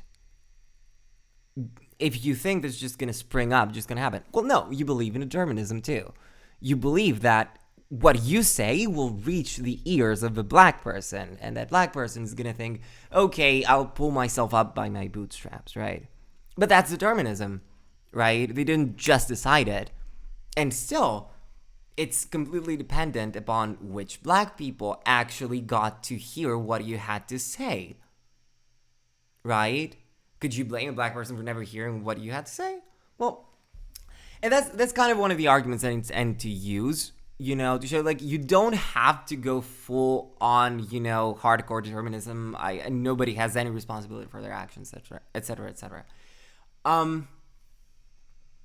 Have I been in contact with Sargon? I'm sorry, these are a lot of messages actually, and I'm going off on like tangents, and then one by one. I still haven't like mastered the art of how to properly both read chat and like go on whatever tangent I'm on right now. Have I been in contact with Sargon? Well, look, he's given me his email, and the idea is that I'll email him. However, I haven't so far. And yesterday, apparently he's been posting to Twitter a little bit. So he posted something, and then a mouthy infidel was replied to that as like, what about the debate? Is it going to happen, or like what's happening here? And Sargon said, you know, okay, like Wednesday at 9 or something, like he said sometime, and tagged modern day debates. And apparently that's kind of happening. And I replied then, okay, what about me? And it's like, okay, maybe next Wednesday, you know, is that good for you? And I'm like, okay, good. But I haven't heard from him since. I will, however, email him. The thing is, I wanted to start streaming first for at least a couple of streams to like get comfortable, right? Get the hang of it. Because like, I was extremely nervous today, and it's like, what? I have 18 viewers right now. So imagine, like, I go on, like, modern day debates, and Sargon's channel is, like, thousands of fucking people. I'm gonna completely lose my mind. So, like, I wanna scale it up, you know, step by step. But it is gonna give me exposure, so I'm definitely not complaining about that.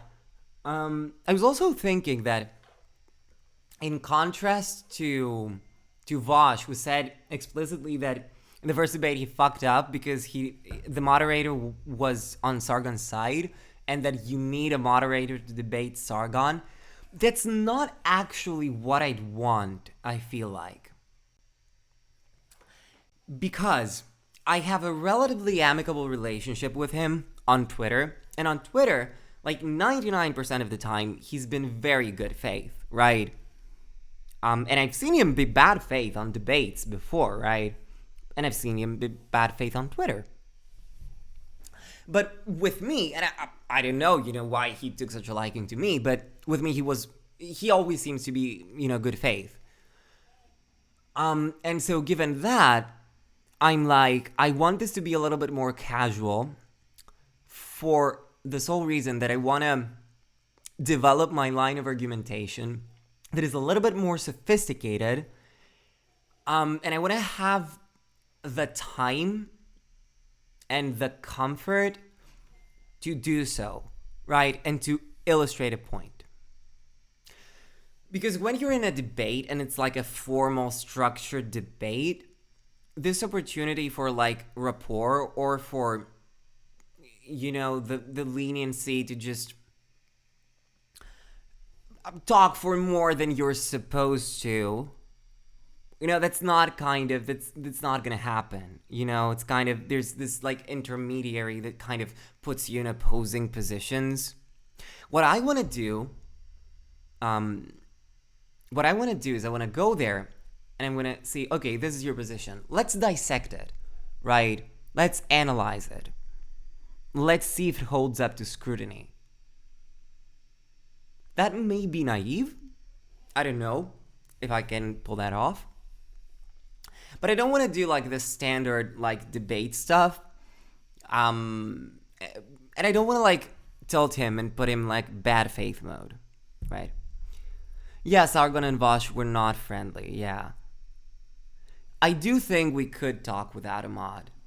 And it's weird that I'm requesting it. Like, there are certainly people that I wouldn't debate without a mod. It's just that with Sargon, it's rather friendly, and I want to, again, have the convenience to, like, lead the conversation in a gentle way, right? Not in a malicious way or anything. Just, I wanted to be more like a chat of, like, okay, I'm here to dissect your opinions. I'm here to explicate, like, my viewpoint or on your ideas and explain to you why I think your ideas are wrong, right? That's kind of what I want to do, and I think it's going to be a little bit more... I don't know if it's going to be necessarily more interesting, because people love blood sports, and that is not an indictment. I also love blood sports. But I hope it's going to be, original and slightly entertaining. I don't know.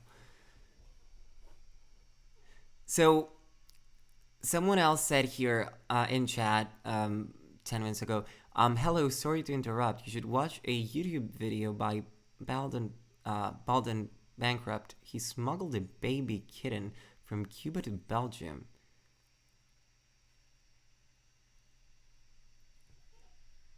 I mean, I'm curious. I don't know.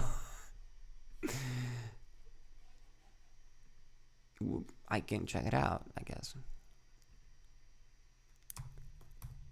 What was it?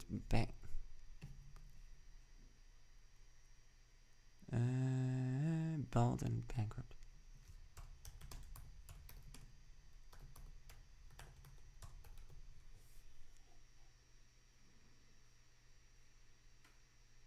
Smuggling a kitten? What is that supposed to be? Smuggle a cat? I smuggled a cat out of Cuba. Maybe we'll watch this. I don't know. We'll see. Oh, hi, obscure leftist. Did Lexi end stream? I would suppose that you were on Lexi's stream, right? I'm on 41 followers. Wow.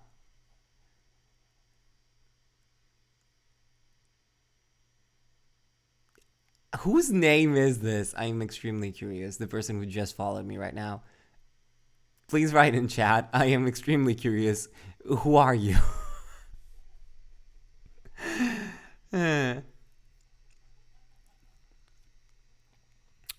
I think the only way you'd be at a disadvantage is the fact that he's much more confident and comfortable and has his viewers behind him.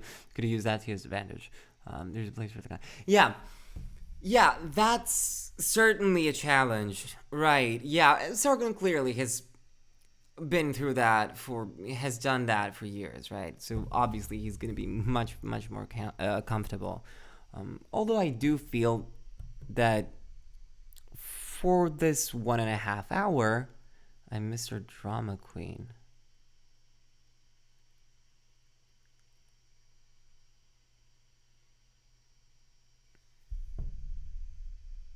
I'm still confused. She's still going, but I wanted to. Oh, that's nice of you, obscure leftist. Hi then. I hope you like the stream then. Mr. Drama Queen. From like the I ain't gonna tell you. Alright. I mean, I have ideas, but the date here is throwing me off. But I'd love to keep me company.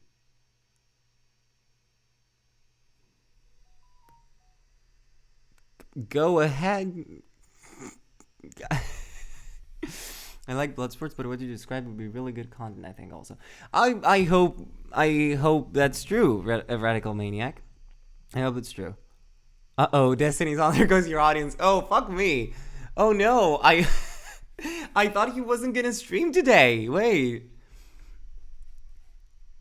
Let's see. Isn't he, like, on vacation or something? Like... Oh, is he on Twitch? Wait. I was like, that's my chance. So that was like the third thing that spurred me. Like, you have to start now. Right. Well, it was like... He's playing Dungeons and Dragons. What the fuck? Tombs of Scoria. Isn't he literally on vacation? Wasn't he gonna go like, where was he gonna go? See, yeah, just kidding. I mean, I don't want to hold you. I don't know how long I should keep this for. I don't know, like maybe the 2-hour mark, since we don't have any specific content. I don't know. He's in Cancun. Yeah, I watched the stream. Yeah, where he was in Cancun. I originally thought he was going to Omaha to canvas. Is that still happening? I don't know. But what is he doing in Cancun in February? Right. That seems like... I mean, can you go swimming in the middle of February? He has to pay for D&D and it's on a schedule. He has to pay for D&D? What? What do you mean? I've never watched the D&D streams because I have no idea how D&D is played. I don't understand it. It's probably fun, but I've never played it, so I skip those. You guys are Cancun like directly, yeah. Why would you have to pay though? Is it like competitive, like poker or something? They pay the dungeon master. I think that's it. Yeah. They pay the dungeon master. That sounds like a lucrative career, is what I have to say about that. Okay, then. You know what I really, really want right now, though? I want a coffee. Can you promise not to leave the stream if I go make a cup of coffee? I've always wanted to play D&D. I have no clue how to play, but it looks fun. I have just never had anyone. Yeah, Radical Maniac, sort of me too. It doesn't seem to be like a thing in Greece, though I'm sure there are some people who play it. It's just never really occurred. They put a lot of planning into it, do you? Okay. Cool, Radical Maniac. I'll take your answer. I'll take your answer, and I'll go make myself a fresh cup of coffee. Check your local game stores if you have one. Just check online. That's where I started playing. Like, play online or... I'm gonna leave this room and go take kiddos to school. I understand, of course. I don't look. Maybe it's quite possible that I'll end this stream rather early because it's late here, right? It's 11:15. Maybe I'll stop at like the 2 something hour mark. Since I don't have any content and it's like the first stream. I don't know. We'll see how that goes and. Maybe we're still back, but obviously, like, you have to take the kids to school. I'm not gonna insist that you stay in my fucking stream. But I'll be right back. You can watch the cat sleep.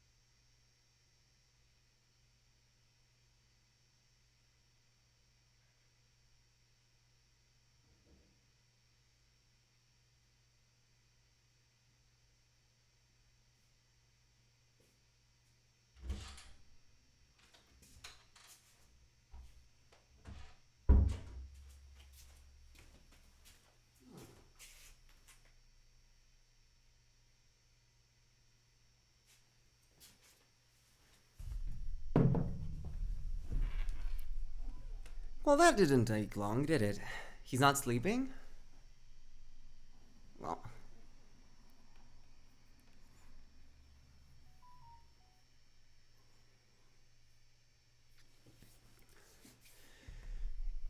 If you're gone when I come back, I'm sure I'll see you on Twitter. Have 15 minutes till I gotta leave anyway. I think you're probably still here, Android, right?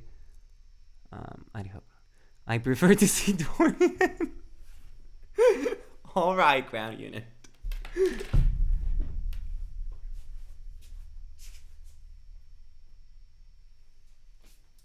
The people ask and I deliver. Here you go. Fast coffee maker. I've got yeah. I'm sorry he doesn't want to see you. I'm afraid. What is it? I've got an espresso. It's not an Inicia. What is it? It's some, budget Nespresso one. They had like a deal with the Arachino, for $100. I used to be very snobbish towards these because I did used to be like a coffee snob, but apparently they make really, really good coffee. So, I mean, I'm not about to spend $500 on an espresso machine or spend a fuck ton of money for the many, many coffees I end up buying over the course of my day. So that's a pretty good deal right now. He's so cute. He is so cute. Thank you for acknowledging that. Thank you for saying that. No, he is. He has a bit of an eye problem. That's fine. He's like, what is he now? I think he's probably like 1.5 years old. But he's so sweet. He's extremely sweet. He's very sweet. I cannot overstate this. And now he probably wants to leave, and I'll probably have to go open him. Wait a second.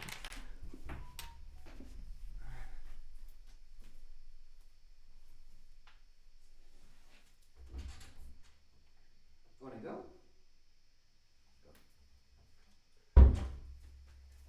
I will be accused of copying Sock Down Left, who, like, literally every 5 minutes does this exact same thing. But when I saw it, I'm like, yeah, fuck me. Mine does this all the time. The thing is, sometimes he wants to go outside. And he wants me to open the door. And then the moment I get off the bed, he just quickly, like, crawls off the bed and won't get out. It's like, what am I supposed to do? He's not blind. No, he's not actually blind. But he does look as if he's blind. He has like some kind of membrane on top of his eyes, which apparently is probably the result of this classic feline herpes virus that they usually have. We found a friend of mine found him like on the street when he was a kitten, and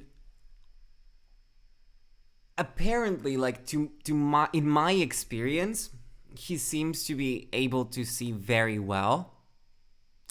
He, like, if I didn't see his eyes having this like sort of membrane, which apparently is some sort of scar tissue, I don't know, I wouldn't know, like I wouldn't notice, right? He definitely like understands like visual cues, and all that stuff. So I don't know the extent, but he certainly can see to some extent. I don't like coffee. I'm sure my Turkish side of the family would be embarrassed. Which friend? Do you... Wait, are you one of my IRL friends? How else would you know, my friends? Aw. Yeah, he's very, very cute. Like he has never once, or maybe was it once? Maybe it was when I left. I left for what was supposed to be 2 months, but it was 1 week. And he stayed over to friends, and they also had a dog, and apparently he hissed there. But other than that, he hasn't like hissed once. He's like never actually attacked anyone else. And he's very sweet and very, very let's just say I think he trusts people relatively easily. Like he's not really afraid of people that much or like that easily. That I see it with other cats a lot. Seems like an amazing guy. It was a girl, but yeah, I think we kind of do this like in my circle of friends, like, and I had said that I kind of wanted a kitten, but I was very unsure at the time if I could handle it, what with being depressed and all, and, not being sure if I could care for it. But then they were like, well, it's here, maybe you can take it. So like, okay, okay. And I obviously haven't regretted it. The only time my cat hissed at me was when I came home from hospital with my new baby and tried to pet her. Oh, I see. She took months to go near me or the baby. Oh no! Was the cat jealous?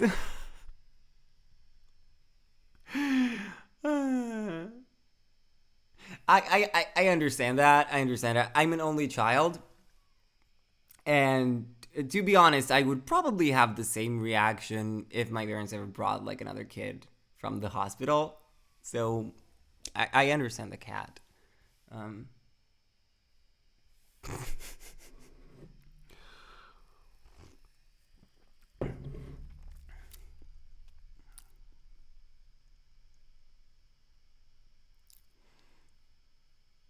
I'm just reading chat.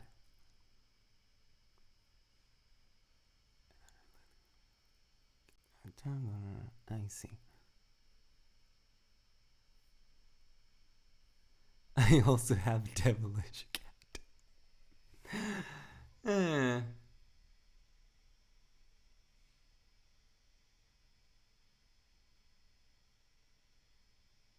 Oh, fuck. Oh, I just realized who you are.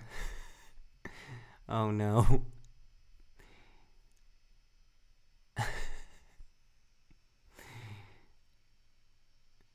You need to work on your English crown unit.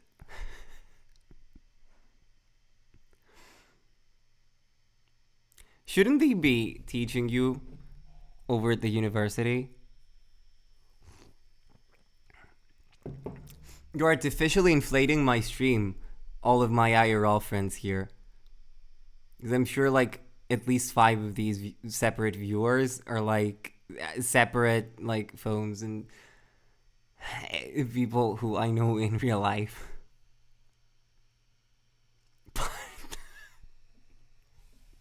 What is that? I also have devilish cat.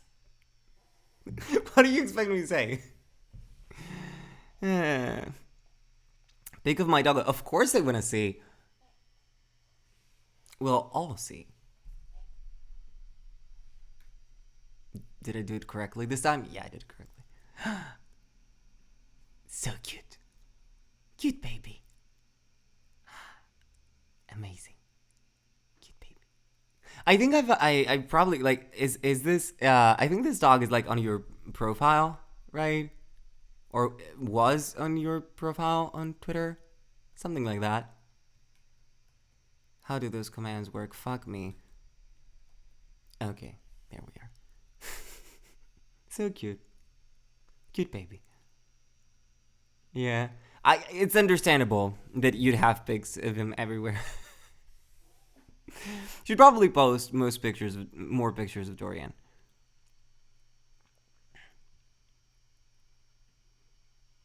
Is Nico still here? Did they tune out or something? I haven't seen them in a while. They're supposed to be my mod.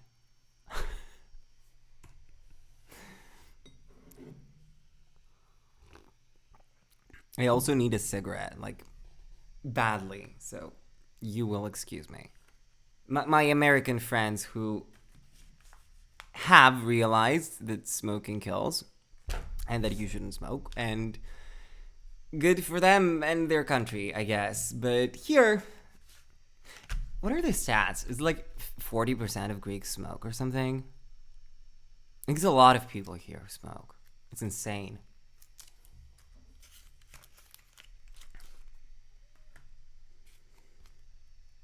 Just a victim of consumer culture, I guess. Oh, you smoke too. That's nice. When I was in that internship in Korea, I was literally, or at least I thought I was the only person who smoked, because most people were either like Korean or American and they did not smoke, and in fact they were quite snobbish about it. Like, it's like, you smoke? Like, what the fuck? Only like rednecks from like South Bumfuck Alabama or whatever smoke, or something like that. It made me feel really weird. And then I met this Polish girl who was also there. She was the only other person that smoked. I was like, okay, cool. Europe gang, right? The Europeans with our cigarettes and our culture, and like, I don't know.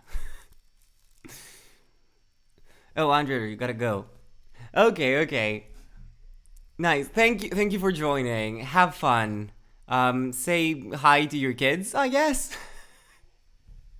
Okay, I'll see you around. And what, a smoker in Korea? What do you mean? Alzadar, what do you mean? Lots of Aussies smoke, but it never looks as classy. It looks bogan? What does bogan mean? Your smoking looks off. I think it's probably the ads. Or like the old movies, you know, Jean-Luc Godard, you know, Alphaville. You know, the what's her name? She died recently. Fuck me, wait.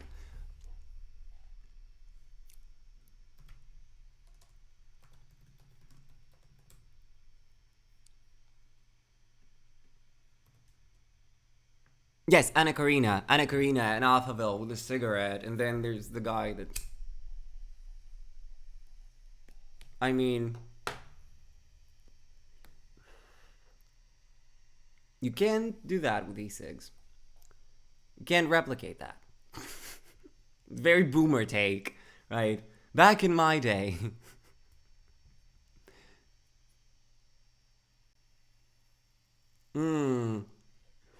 I see, Elzer. Yeah, I'm not saying that on stream. I'm not saying that somewhere that can possibly be immortalized on the internet and have, like, South Korean military swatting my house or something. I don't know. I won't hear a word against the Polish people. There wouldn't be any support for the nation if it weren't for the Poles. I don't know what nation you're referring to, but yeah, she was a really fun, chill person. So yeah, support for the Poles, I guess. Also, fun fact. She also, one other reason that I hung out with her, it's not just because she was a smoker. She was also really into philosophy and also like leftist YouTube politics. Which is rare because most people in physics are so fucking boring. You know the kind of person I mean, you know, the very boring STEM lords. You know? And yeah, so most people are boring, you know, they don't care about this shit, you know, they're this apolitical, liberal, you know, that kind of person. You know, really one-dimensional. And we found a common interest, you know, in talking about, like, ContraPoints and whatever. And apparently, she had met Sexyz on some... I don't know, what was it? A summer school? An internship? Some kind of university-adjacent activity. Right? And apparently, yeah, they had met because Sexyz is also in physics. And I think, like, they went to his house and partied or something. I can't share more details. But, yeah, fun coincidence.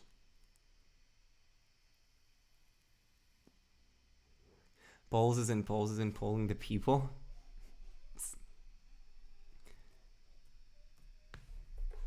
That was certainly a joke.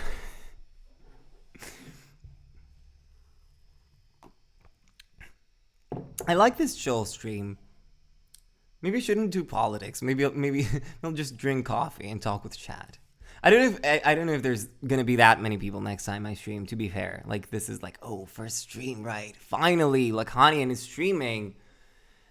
You know, and everyone is tuning in.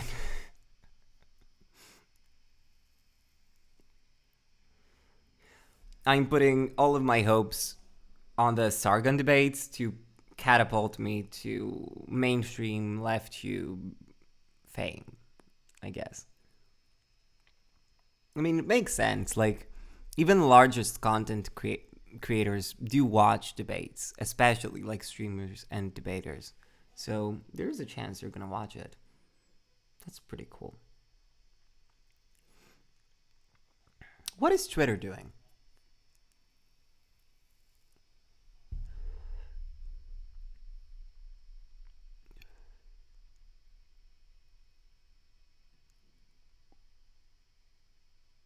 Apparently, I don't know if any of you saw this. Back to politics, by the way. I saw it because Destiny's friend posted this. It was like breaking news when I was supposed to stream. Apparently, Biden says he will end all American support for offensive operations in Yemen. Hello, base department. She's really funny because even like we, the not Bernie or bust people, were rather accepting of this narrative that, okay, you know, Biden will be the same as Trump on foreign policy, but at least he's better on like internal affairs and stuff like that. But no, apparently not. Now, I don't know much about like the shit in Yemen. And I am going to look more into it to have like a more informed take on this. And at this point, this is like breaking news, so there haven't been too many people come. Oh, there's an article from Politico. I guess they had time to cover it. But apparently, the UN said like the Yemeni conflict was one of the largest violations of human rights or something like that. And apparently, the US was helping Saudi Arabia fuck them over. Something of that sort. But don't quote me on this. I haven't done any due diligence here. He would be pro-Kurd. Honestly, I don't know much about foreign policy. And the thing is, foreign policy is very, very complicated. Especially when it comes to like the Middle East. Because it's like... it's really complicated. And it's never black and white. Not that I'd like that. I do like things that are complicated generally. But like, you can't easily say, oh, I support this faction or I support... I mean, I guess something like Rojava is relatively easy to support. But in general, you know, you have shitty authoritarian states, and then you have the opposition, who are extremist terrorist groups, I guess. Like, you can't really win. It seems like a very fucked up situation. And I don't want to say like misinformed bullshit on such very delicate subjects. So I would rather look a lot more into foreign policy at some point. If you're interested in philosophy that engages with contemporary physics, I encourage you to look into Everything Must Go by James Ladyman and Don Ross. I know James Ladyman. I read his other book. It's probably around here somewhere. Yeah, it's over there. I don't know what the English title is. I think it's something, you know, about the history of philosophy, or like what is the philosophy of science, or like the history of philosophy of science, something of that sort. Like very basic entry-level textbook, which I took for a course. You know, I had to study it. It was a relatively good book. I thought relatively well written, but very entry-level, you know. Maybe this one is a little bit more interesting and complicated. I don't know much about that guy other than that book. With regards to philosophy and contemporary physics, here's the thing. And I could go on a huge tangent about this. You asked me earlier, but I got distracted. Here's the thing. I find that Deleuze, he basically says that his project was to find the metaphysics of science or something like that. I think he said specifically modern science hasn't found its metaphysics yet. Like, and that was supposed to be his project. And I can see that. I haven't read, like, his very, very obscure, early, very ontological, very metaphysical work, like, I mean, like, Difference in Repetition, which is very obscure. Like, I've tried to take a look at it. It's really difficult. And I think it presupposes a lot of knowledge of, like, Kant and Spinoza and Bergson and Leibniz and whoever. And I think it's probably better to read the works he's written about those authors first. I'm getting a lot of lag here. Are you getting lag there?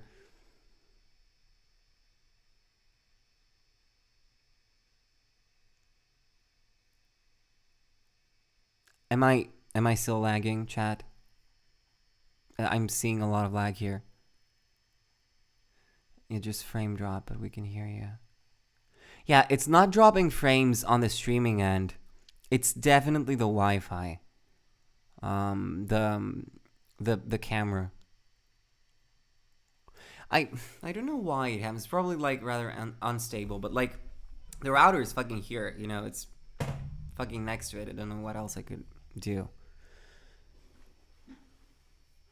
But I'll see. I'll try to fix it, I guess. We'll see. Where was I? Physics, philosophy, Deleuze. Yeah.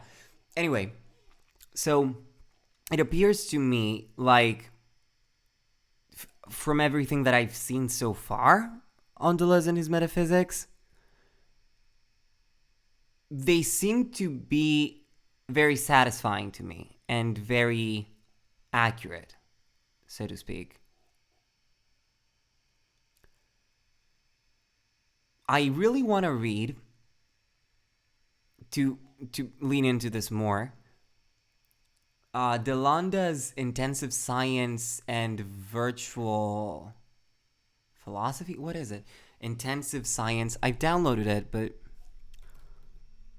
I actually want to buy this and read it properly. Yeah, Intensive Science and Virtual Philosophy. So this goes into Deleuze's ontology and sort of connects it with... Oh, Radical Maniac, you're going to the dead zone with no reception. Okay. Maybe I'll still be here. See you then. Otherwise, we'll talk later, I guess. Thanks for hanging out.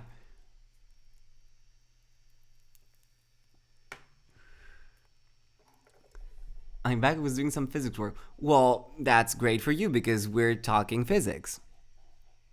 At least the philosophy of physics. Yeah, so I'm really interested in reading this book. It seems like it sort of explicates in a rather accessible way Deleuze's ontology as it relates to physics. And it makes sense, because physics relies a lot on differentials, right? And it seems like Deleuze's ontology is predicated upon intensive difference, if I understand that correctly. So I think there's probably a very, very interesting link there. What I'm also interested in exploring further is category theory. And I was actually thinking, if I do continue my academic sort of path, I certainly want to deal more with this. Because supposedly category theory is this alternative to set theory as a foundation for mathematics, right? And I think its approach is it defines objects more by their transformations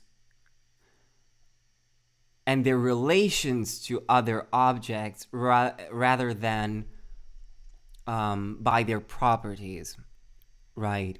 So it seems to me like it kind of sidesteps a lot of the issues that exist with the math that is based on set theory in the first place. Wait, EDMG is based on structure and relationships and looking at taking the results of quantum field theory seriously. It's very similar to category theory in some ways. Let me take a look at this.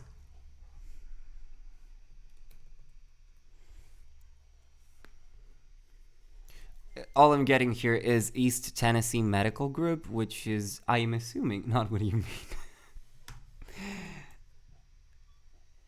Composition in metaphysics and science. Naturalized metaphysics and EMTG. What does it stand for?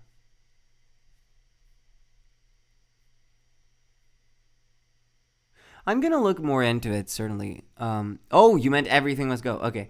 You meant the book. Okay, I thought it was some kind of theory that the acronym stood for. Okay, I'll certainly take a look at it then. But I find an interesting link between category theory and structuralism, right? Which defines things, by their relations to the other things in a system, etc. So I think that's a good direction for the discipline of mathematics to turn to. And I'm also really interested to see, and maybe that's exactly related to what you're saying right now, like that book you're proposing. I'm interested in seeing whether transforming, and this could be like very stupid to someone who actually knows that stuff, it could be very naive, but I wonder if rebuilding a sort of mathematics based on category theory or something similar could resolve some of the issues that we run into in quantum field theory, and other like attempts, that are considered like unsolved problems right now in physics.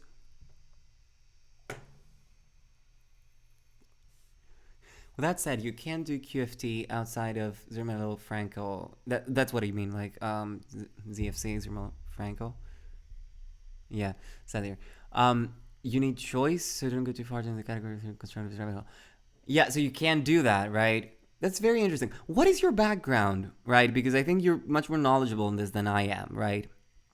At this point, I'm much more of a layman on the issue of philosophy of science specifically. So I am going to take your suggestions, but I'm very curious, like, what is your background? Because all of this stuff is extremely interesting to me. I'm not saying specifically like quantum field theory, the way quantum field theory works.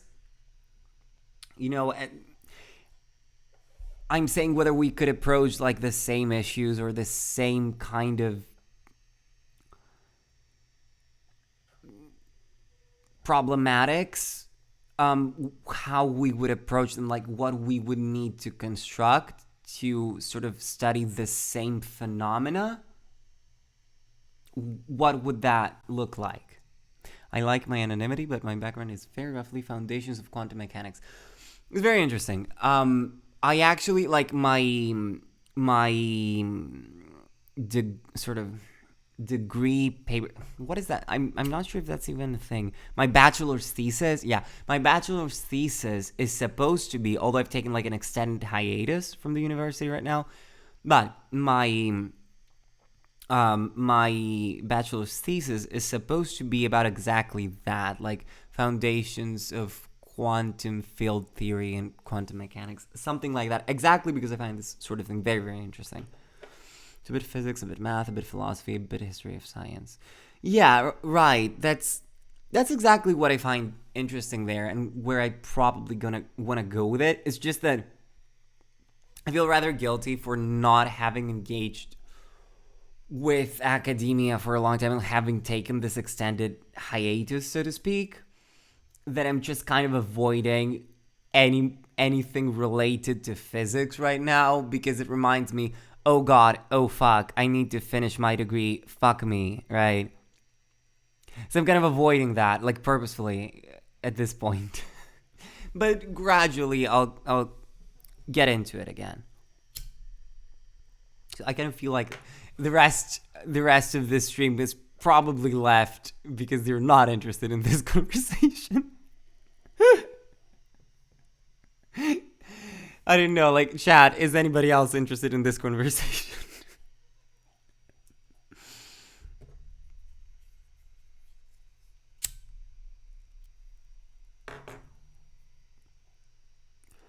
You're here, I see.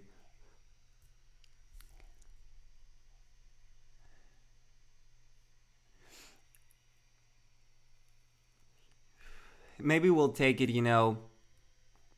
another 10 minutes till it's midnight here. And what would that be on the EST time? That would be 5 p.m., I guess.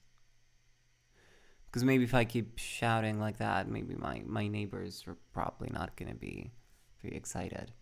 It's going to be 5 p.m. EST, yeah, right.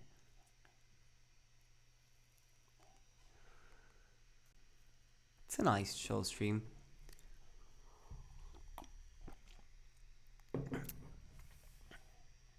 I'm thinking of doing another one probably on Sunday.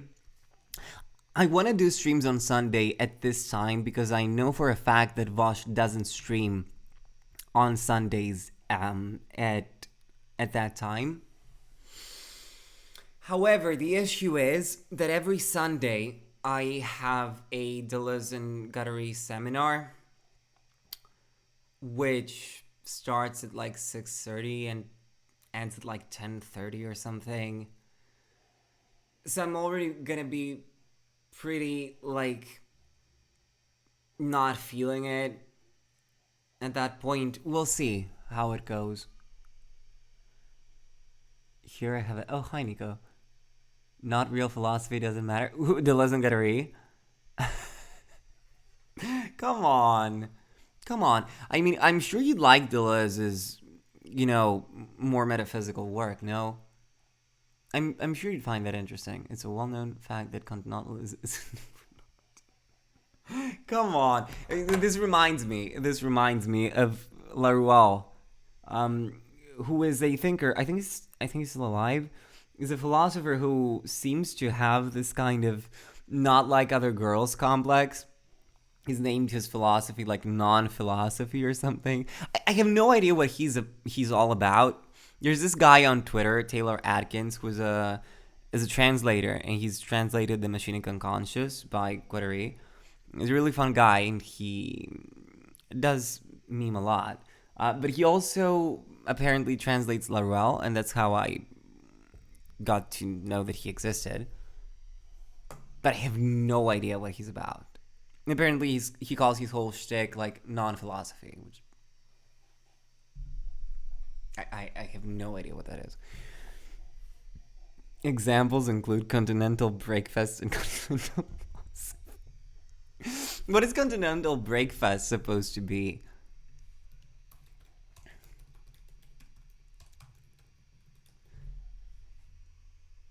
I'm sorry, I'm not, like, if you're looking for food takes, you should really pick another streamer.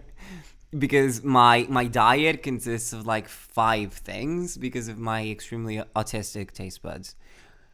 Continental breakfast, a light breakfast in a hotel restaurant. This is the best breakfast. Hotels always have, this huge bowl or tank of croissants and like danishes and other pastries.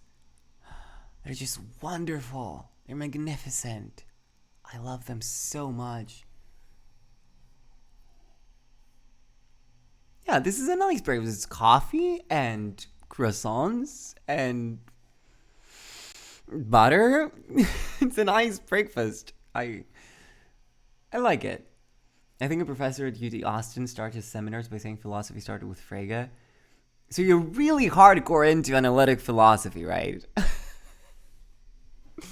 I don't know. I understand the appeal to an extent to the tradition of analytic philosophy and how it's so strict, like I can see the appeal of having very, very laid out, propositions and reaching conclusions and always double and triple checking that your syllogism makes sense and that kind of thing. But on the other hand, my kind of reasoning operates far more abstractly, right? My brain operates a little bit more abstractly. I do sometimes think like that. I think that's valid. But I also appreciate the more fucked kind of abstract whatever things that I can work my way around, I guess. I think I feel a little bit more comfortable exploring more abstract concepts and more abstract lines of argumentation, if that makes any sense, than being extremely highly specific. What would an analytic breakfast be? That's a good question. A socket because you're a robot and you need to plug yourself in. Yeah, I guess that's accurate. Cassirer. Let's see who that guy is. Ernst Cassirer. It's the first time I'm hearing of him. Neo-Kantian. Kantians. Okay. Use it to expand from the knowledge of knowledge into a more general philosophy of culture. Cassirer was one of the leading 20th century advocates of philosophical idealism. His most famous work is Philosophy of Symbolic Forms. Though his work received a mixed reception shortly after his death, more recent scholarship has remarked upon Cassirer's role as a strident defender of the moral idealism of the Enlightenment era and the cause of liberal democracy at a time when the rise of fascism had made such advocacy unfashionable. Within the international Jewish community, Cassirer's work has additionally been seen as part of a long tradition. Okay. This seems a little bit too modernist for my takes. For my tastes. I don't know about you. It's is the solution really going back to modernism after fascism? Or should we look to address why fascism arises after the Enlightenment? Why doesn't liberal democracy suffice? A middle way between Carnap and Heidegger. Yeah. You're gonna, you can do circles around me on this shit because I'm completely ignorant in analytic shit. Again, I do know the basic shit that I read on the entry-level book, but I haven't taken the time to, properly examine it. I guess what I would find interesting to look more into is Saul Newman and model logic. That is a little bit more intriguing to me. My solution is to go full Carnap or neo-Carnap because you're so...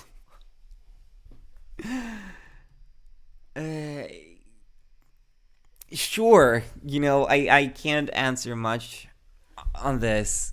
I'm ignorant. I admit it. But you know what you were getting yourself into. This is a channel called Bored Lacanian, right? You should have expected continental philosophy here. Yeah. unironically, I'm probably going to be talking more about Deleuze than I'm going to be talking about Lacan on this channel. I feel like. Oh, I'm still here. You're still here, Androider. That's nice. But I was thinking of ending stream. But maybe we'll take 5 more minutes since you're here. Oh, you're going to sleep. Okay, good night to you, Anton, then. Everybody's coming back now. I was literally just thinking of ending stream. Fuck. Oh, I guess I'll stay, if you're here. I hate the Sam Mills. That's possible over.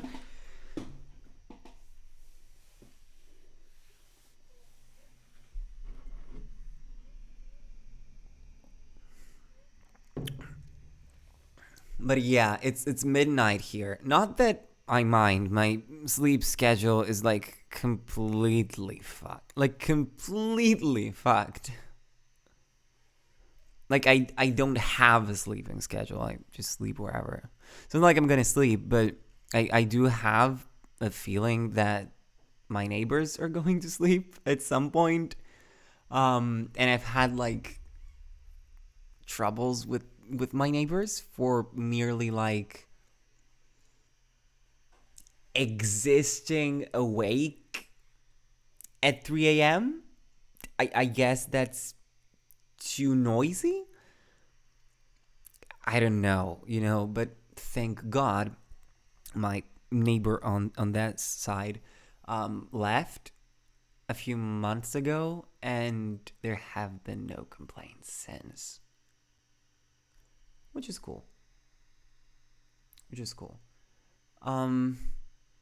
But I don't want to risk it because I don't trust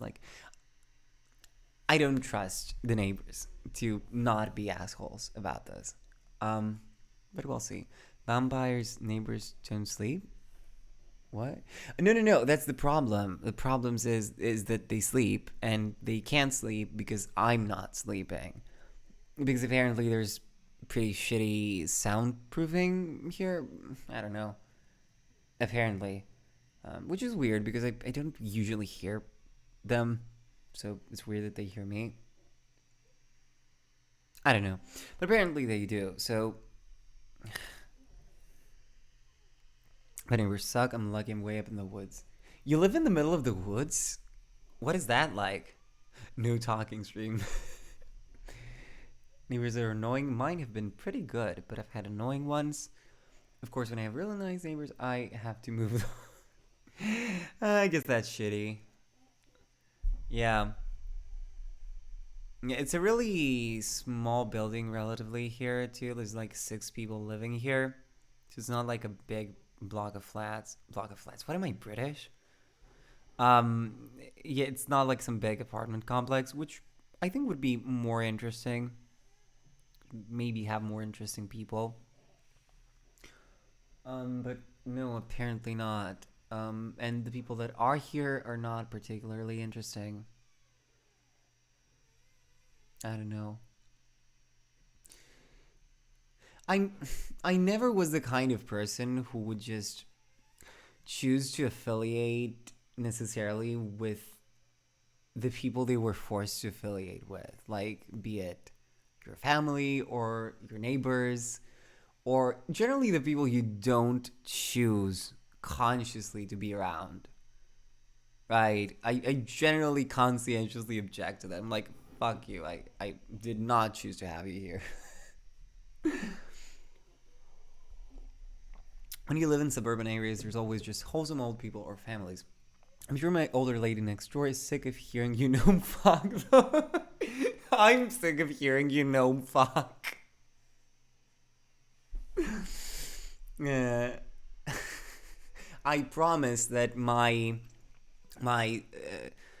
notifications, my stream alerts are not as obnoxious. Nobody donated, so I have set them up. There's some nice Zizek memes, I guess. But you'll see when someone donates, because I have set them up. I'm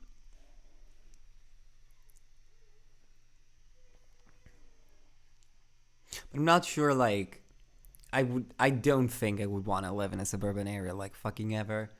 I'm very much a city person. Like, I really want to be, like, in the middle of fucking everything, right? And if I want to, like, eat a bag of chips at 5 a.m., I want to have the option to, you know, open up an app and, like, have it at my door in 5 minutes, right? So I enjoy, like, but besides the convenience, I do really enjoy just being in the center of everything, you know? Like, it just feels boring to live anywhere else. I don't want peace and quiet. Fuck that. I want to see people going about their lives and their careers and, like, doing interesting stuff. I want to be in the center of the world, you know, where interesting shit happens, you know. And I don't think, like, old wholesome people, they're so wholesome, but I don't think they'd be that interesting necessarily. Wait, there's not a donate option for you, Androider? There's wait, look, no. Here's the thing. There's no Twitch mediated donation because I'm not, like, an affiliate. But if you scroll down in my about section, I have, like, the panels, and there's, like, a donate button. Right? I think maybe a lot of people didn't notice that. I guess it should be like a command on Nightbot. But yeah, there's, like, a donate button, and this goes to, like, Streamlabs, and then from there, and it sort of pops into the stream. Oh shit, I don't even have stream alerts. Yeah, I should. Yeah, they weren't even visible, which yeah, not really way up in the woods, but got a long driveway about 500 feet long, house surrounded by trees, and the closest neighbor is, like, 1,500 feet away. Okay. That's basically, like, to me, it's way up in the woods, right? But I'm curious, like, how do you get around, right? I mean, like, by car or something, but, like, where's the closest, like, convenience store or, like, supermarket or, you know, whatever amenities you might require, right? I think I would kind of, like, even be sort of afraid to live there for, like, a long period of time. Like, well, okay, like, what if I need something, right? What if something happens to me? What if, you know, an ambulance needs to come take me? You know, I have a heart attack or something. You know, if they have to drive, like, to fucking nowhere, you know, I'll be dead by then, right?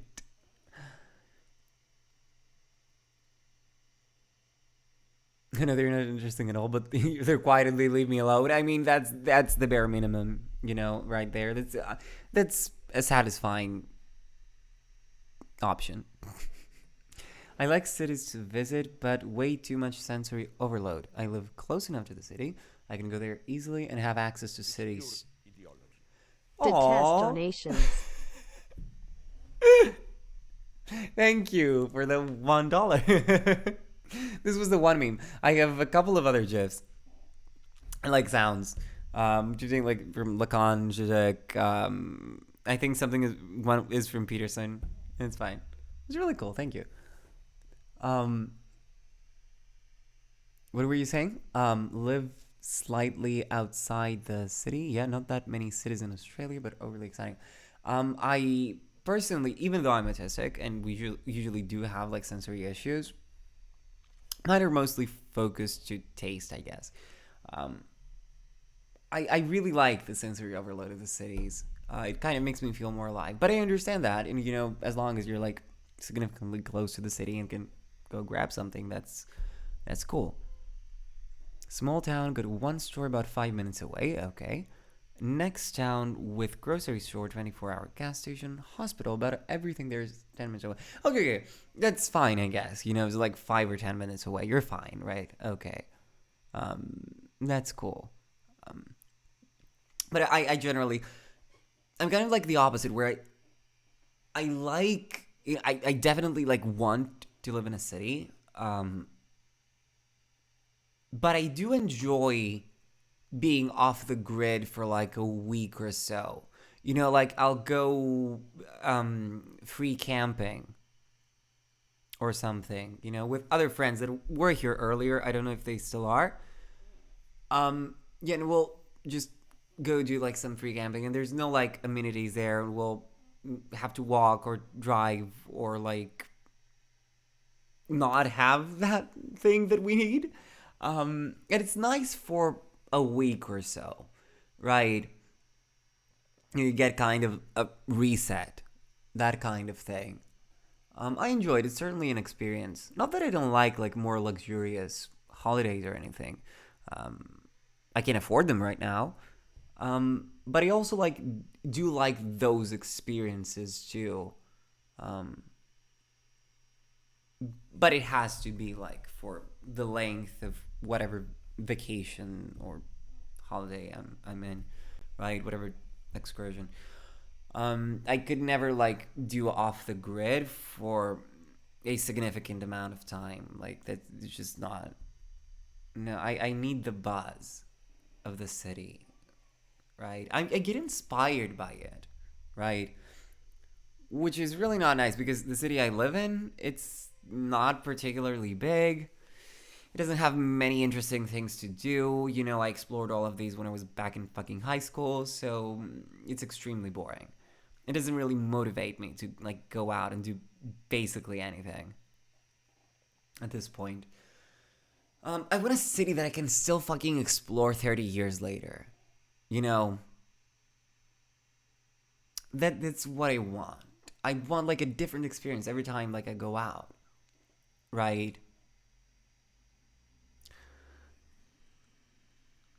I have the inattentive type of ADD and like more than 2 voices at once overwhelms me. I see. No, I do have ADHD too. I do. My meds today I ran out. I need to go get some tomorrow. Unfortunately, we have the boring stimulants here. We have methylphenidate. I don't know in Australia what it's like. I know in the US, obviously, you know, everybody takes Adderall, you know, from like 5 years old. But I'm unlucky, I guess. Yeah. There's no comparison, to me at least. Like, there's no comparison. If I was put on Adderall instead of that, like, I would have been so much more productive. Like, there's no comparison. But what can you do? You know, it's better than nothing. Yeah, dexamphetamine. Yes, Androider. Fuck me. Fuck me. That must be really, really nice for you. That must be really fucking nice for you. I am so jealous right now. God, I love it. I love it. It's really, really... I love it.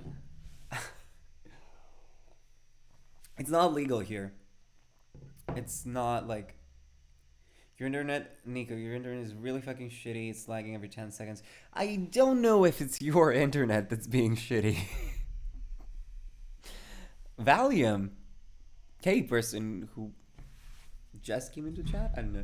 Valium. I actually have like some benzos in my drawer, but I don't really use them or at all, basically. Like, I think one for the first time and then another one when I had a panic attack or something.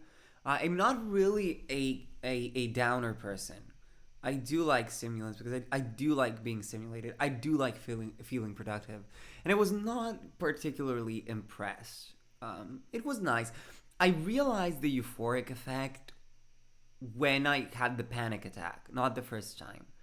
Because then it actually did feel like, you know, I did understand why some people get addicted to it. But I don't think like it works on me like that if I'm not actually anxious, right? It's not going to cause that kind of euphoria, sort of. It's not easily given out, but it's not like impossible. either. If you meet the criteria, it's easy, but they are strict on how much you get and how often you get it. Yeah, it's sort of like that here with methylphenidate. The thing is that it's just not at all sold, like Adderall, amphetamine. It's just not at all sold. It's not approved for like pharmaceutical usage. It's like some Schedule B whatever drug. So yeah, like apparently not. Though I am curious. I am very curious. If there's this I'll check that link in a second. There's this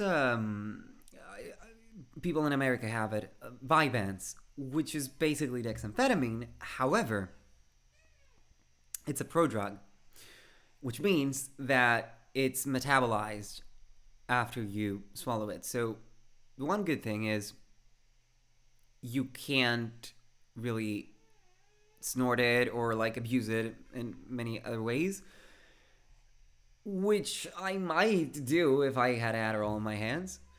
And the second interesting thing is, well, lisdexamphetamine isn't technically on any schedule because it's not actually a drug, right? It's not effective on its own. It has to be metabolized.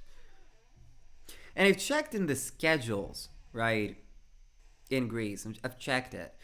There's no mention of lisdexamphetamine being prohibited. And it doesn't say anything about their prodrugs, which is very, very interesting. So I'm really curious, like, would this in theory be in some like kind of legal gray area? I don't know. I'm curious. Yes, it's slow release. My daughter started after a year of a ton of difficulty in school and sessions with pediatrician, and it's helped a ton. She's 9. She's the lowest. Fucking 9, Jesus. Well, I mean, if it's helped her, I guess. I don't know. It runs in the family, I guess. ADHD. I don't know. Look, I like it. I can't say much more than that. Then I'm sure your daughter's having a really nice time. Let's see the tweet here. This seems interesting. It's from Unlearn Econ. Let me switch over. Oh, that sounds very, very promising. I don't know if any of you have seen Unlearning Economics' videos. You're really, really good, really interesting. And I'd really, really like to have a talk with him. Maybe I'll try to bring him on. He follows me too, interestingly. I see he's going to analyze Capital in the 21st Century by Piketty, which seems to be a well-liked book among SOCDEMs, and ContraPoints in her men outfit. Shouldn't talk about capitalism in the men outfit, but okay, the red-pilled Carmen Sandiego. Maybe he'll dissect the What's Wrong About Capitalism video. In any case, it's shaping up to be something very, very interesting that I'm really looking forward to. It's mediocre? What's mediocre? You mean like Unlearning Econ? Adderall? Oh, Capital. What? Take the George pill? Oh, sure. Sure, I'm definitely not averse to the Georgist view on things. I actually do share that perspective a lot. What I think is people, not SOCDEMs though, to be fair. A lot of people, usually it's Rose Twitter that does this. Because Rose Twitter and those that identify more as like democratic socialists, which I guess technically, like, classical SOCDEMs are democratic socialists, but those who like actively identify as democratic socialists usually are the kind of people, who come from Bernie and the DSA and Hassan's community. And these people don't generally tend to... Oh, yeah, you meant the Piketty book. I don't know. Like, I haven't read it. I just mentioned, like, it seems that people generally like it on sock Twitter. What was I saying? Yeah, I think the damn socks, the roast Twitter people usually don't know much about economics. And where was I going with this? Why did I even mention this? Right. They tend to focus a lot on income, I feel like. They tend to focus on, like, oh, the CEOs that get paid however many million a year. Which, like, okay, who cares? Okay, like, it's still labor, though, right? Maybe you think they're overpaid, and maybe they are, but it's still labor. So I'm less concerned with that as I am concerned with ownership. And it might very well be true that a lot of it is land ownership. The interesting thing with land, and you can obviously see this in the LVT, right? The land value tax that the Georgians like really like a lot, is that it seems like land is the only case where the Proudhon argument, let me switch, where the Proudhon argument about property being theft can be, like, fully justified, right? Because then when it comes to, like, houses, or when it comes to, like, all sorts of commodities, when someone's going to ask you, well, okay, but why does the person own this house, or, like, own this commodity? And maybe it was inherited, and then you can make the Proudhonian case. But then someone may say, well, okay, I sold my labor, and through that, I was able to purchase that commodity. It's like, is it really not yours? Is it really the same thing? And I think the most perfect example, the one where it applies perfectly, is land. Precisely because you can't make more or less of it, like you can do with all sorts of other commodities, or, like, all other markets, like houses, etc. So this is precisely why I do like the George's perspective on things. I don't know how much empirically it stands that land is such a driving force for wealth inequality. But I certainly like this perspective, right? And I certainly empathize with this, right?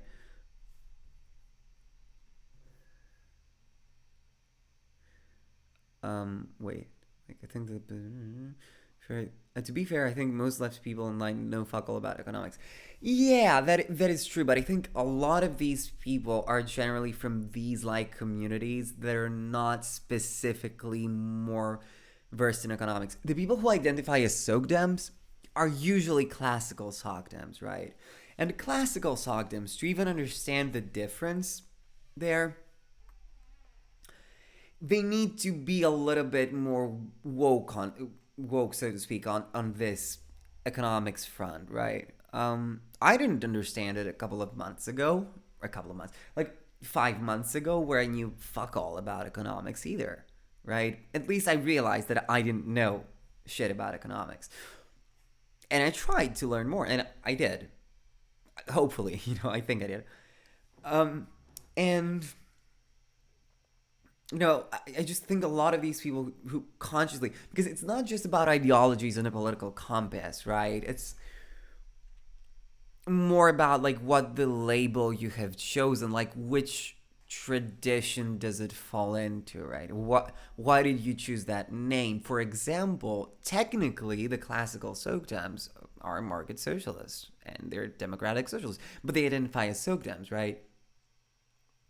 The people who will identify as market socialist, you will usually see them coming from Vosh's community, right? And they'll probably be more interested in the co-op version, right? So it's more like, what does the signifier there tell you about where this person comes from, or which flavor they have chosen. That's just not reflected at, like, if you go read a Wikipedia page, you're not going to necessarily know where that person is coming from.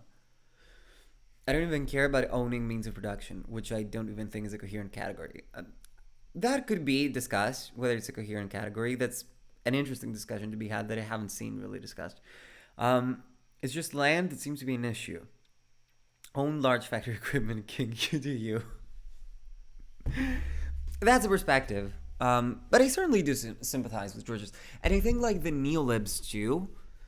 And I do mean, like, the neolibs on Twitter, because this word has, like, 50 different fucking meanings. And the neolibs on Twitter, these liberals that are more economically literate and rather progressive, open borders, free trade, that sort of shit. I think they like the Georgists, right? Sogdims and poggers? Karatani random mention, says Nico. That's Karatani. I don't know how that's supposed to be pronounced. He's some Japanese philosopher guy who, instead of means of production, he analyzes, I think, let me remind myself of this because I haven't actually read him. Well, no, I don't mean the Turkish serial. Kojin Karatani is a Japanese philosopher and literary critic. Apparently he takes... Where's this mentioned here? I don't see it.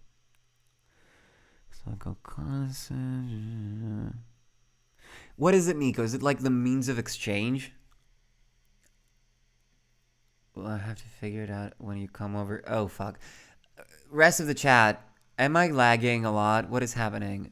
Nico says they can barely hear a complete sentence. So what... Are you also having those issues, or is it just them? No. Okay, so it's just them. Yeah, I don't see any lag on my end either, so it's probably just you, Nico.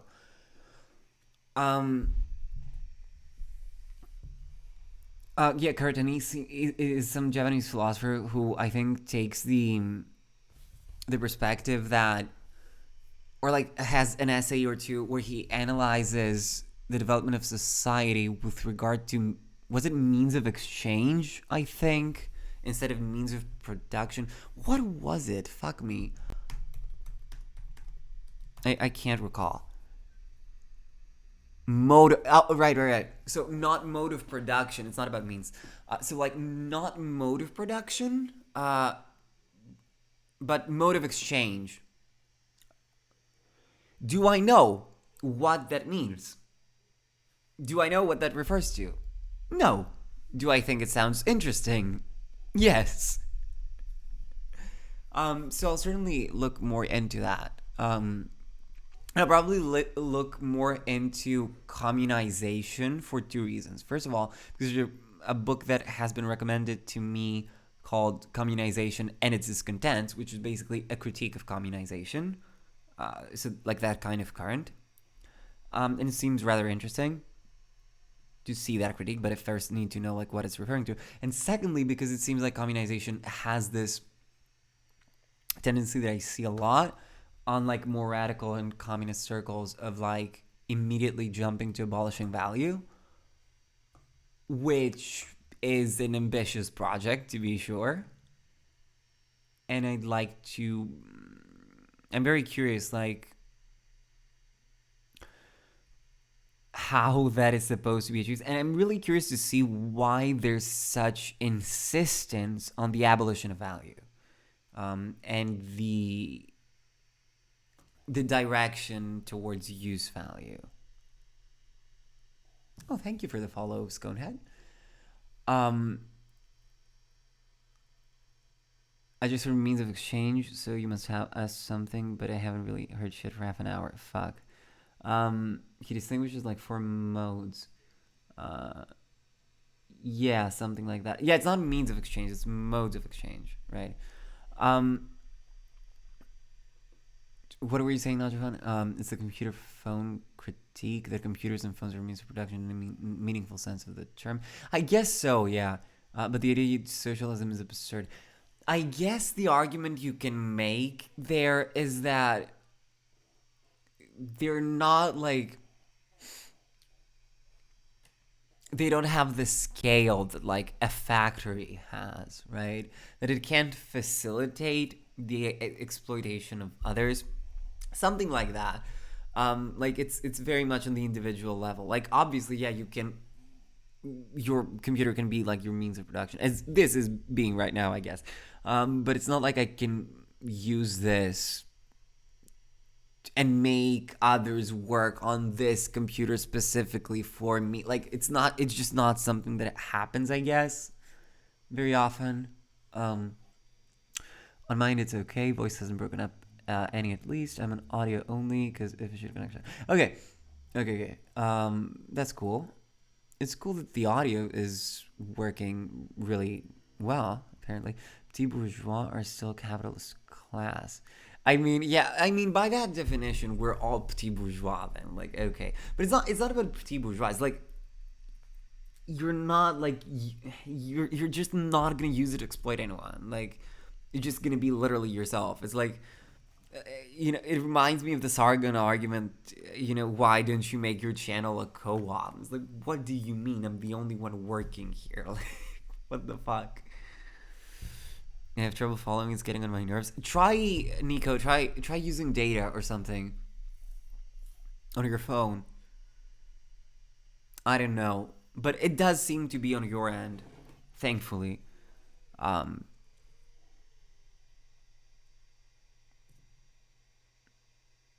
were they saying before that? Neoliberal socialist.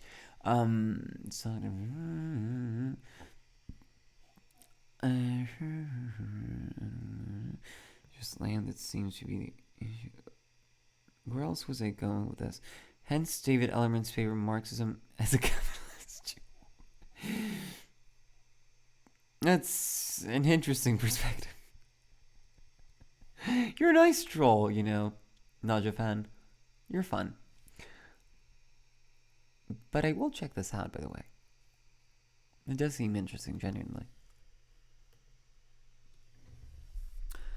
Right. Oh, I was talking about the abolition of value. I'm just really curious why it seems that so many people disparage SOCDEMs and market socialists as like not real social.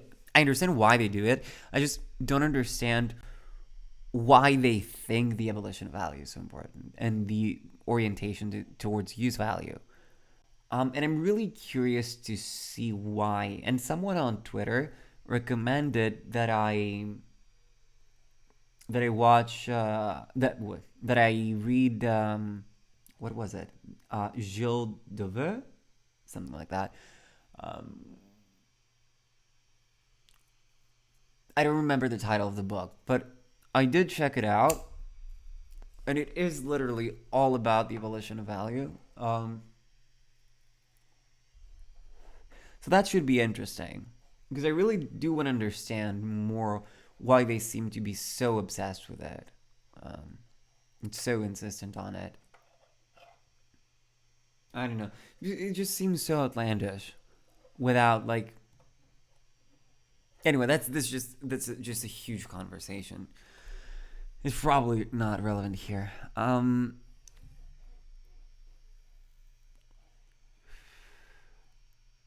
We're close to 3 hours. Wow.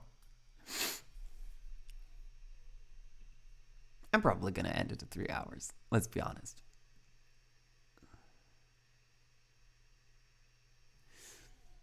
Let's see, what is that paper about? Marxism is a capitalist tool. Just as the two sides in the Cold War agreed that Western capitalism and Soviet communism were the two alternatives, so the two sides in the intellectual great debate agreed on a common framing of questions, with the defenders of capitalism taking one side and Marxists taking the other side of the questions. From the viewpoint of economic democracy, a labor... Let me see. Okay.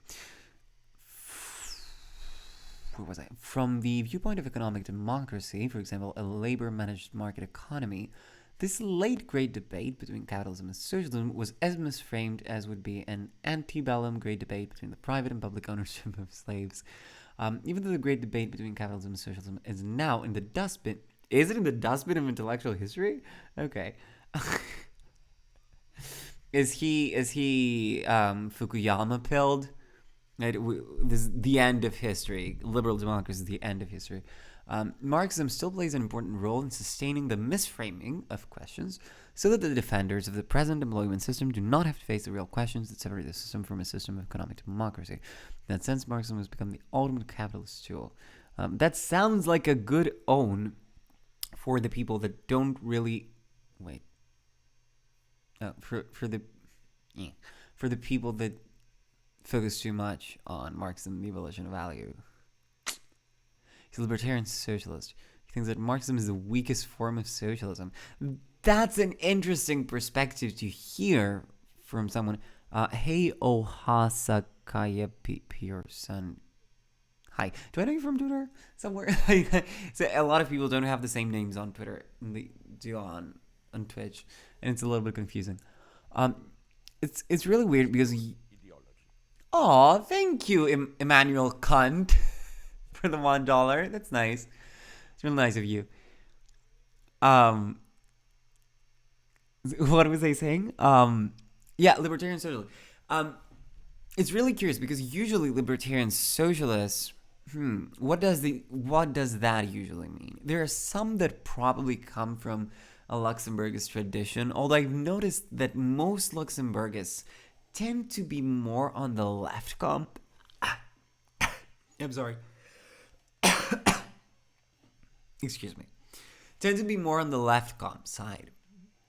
I think, at least from what I've seen on Twitter, Vaj says he's a libertarian socialist, but I don't know that many libertarian socialists would agree with that. Let's just leave it at that. Usually, again, and then there's some anarchists. Oh, thank you, thank you. I hate my voice, so that's really nice of you. I do hate my voice. I can't stand it. But at least through the microphone, I can tolerate it. But it's nice that you like it. Yeah, doesn't everyone hate their voice? Doesn't everyone hate their voice? I think everyone hates their voice a little bit, right? I've come to tolerate it now that I have like a proper microphone to hear it by. Thank you, Anfooter. I actually I actually thought it was like, okay, what if my voice sounds cringe and like nobody likes it?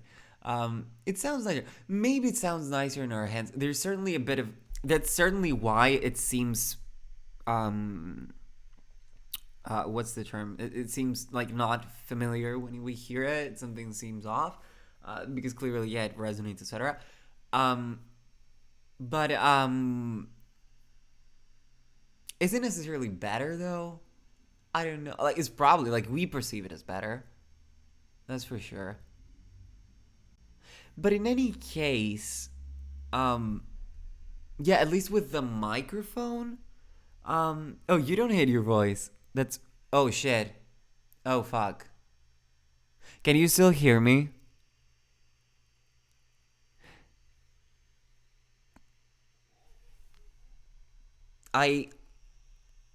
Oh, no.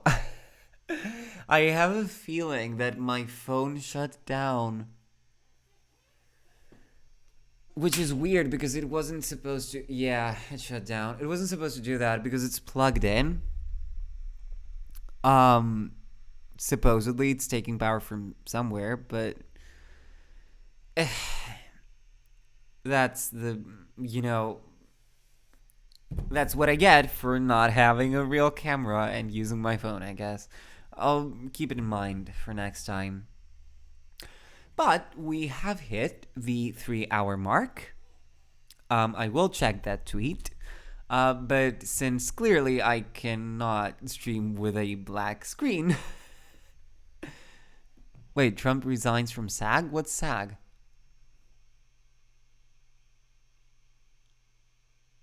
Media resignation from SAG-AFTRA.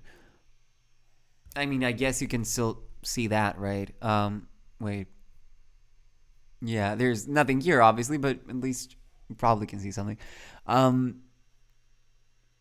What is this? So, Mr. Carteris, I write to you today regarding the so-called disciplinary committee hearing aimed at revoking my union membership.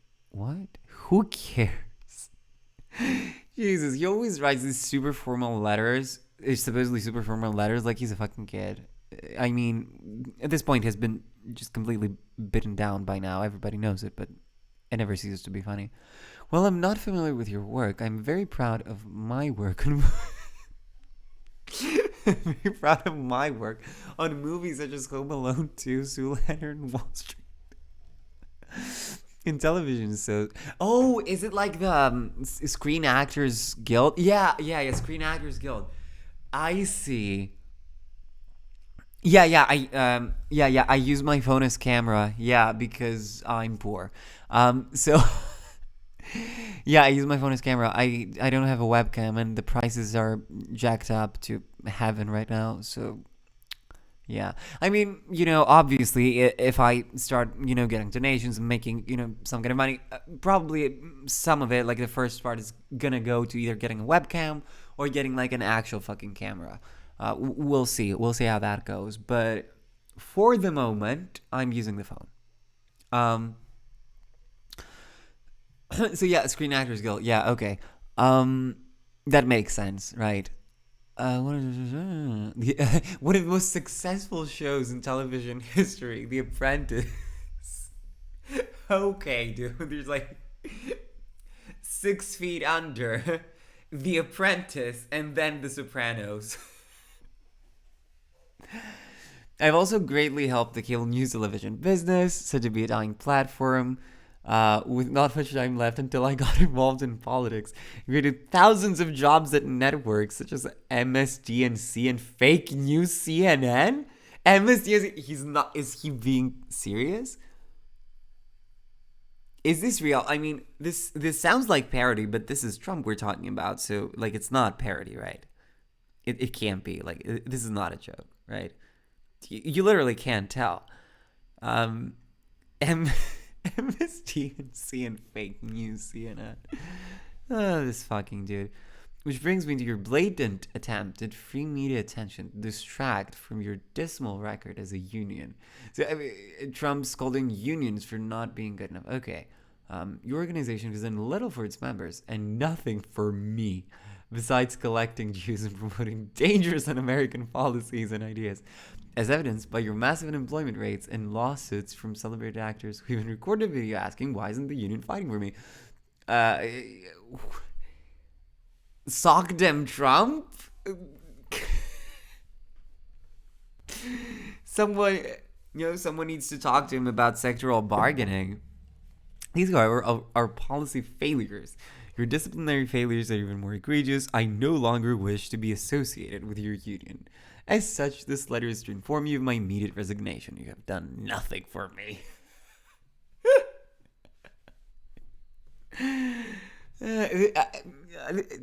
He has no self-awareness, right? He probably has, like, no self-awareness, right? Yeah, so that's funny. I don't know, like, he's Donald fucking Trump. Like, does he really need the protection of the union? I don't understand. Anywho, since we are out of a camera, and it's already been 3 hours, it's been a good first time stream. It's actually been a great first time stream, and I am no longer a nervous wreck. I did have fun, and I guess I'll probably try to stream again on Sunday. And thank you all very, very much for coming to my first stream. I hope you liked it, and I hope I'll see you again, and you'll be back. Good night, everyone. Bye.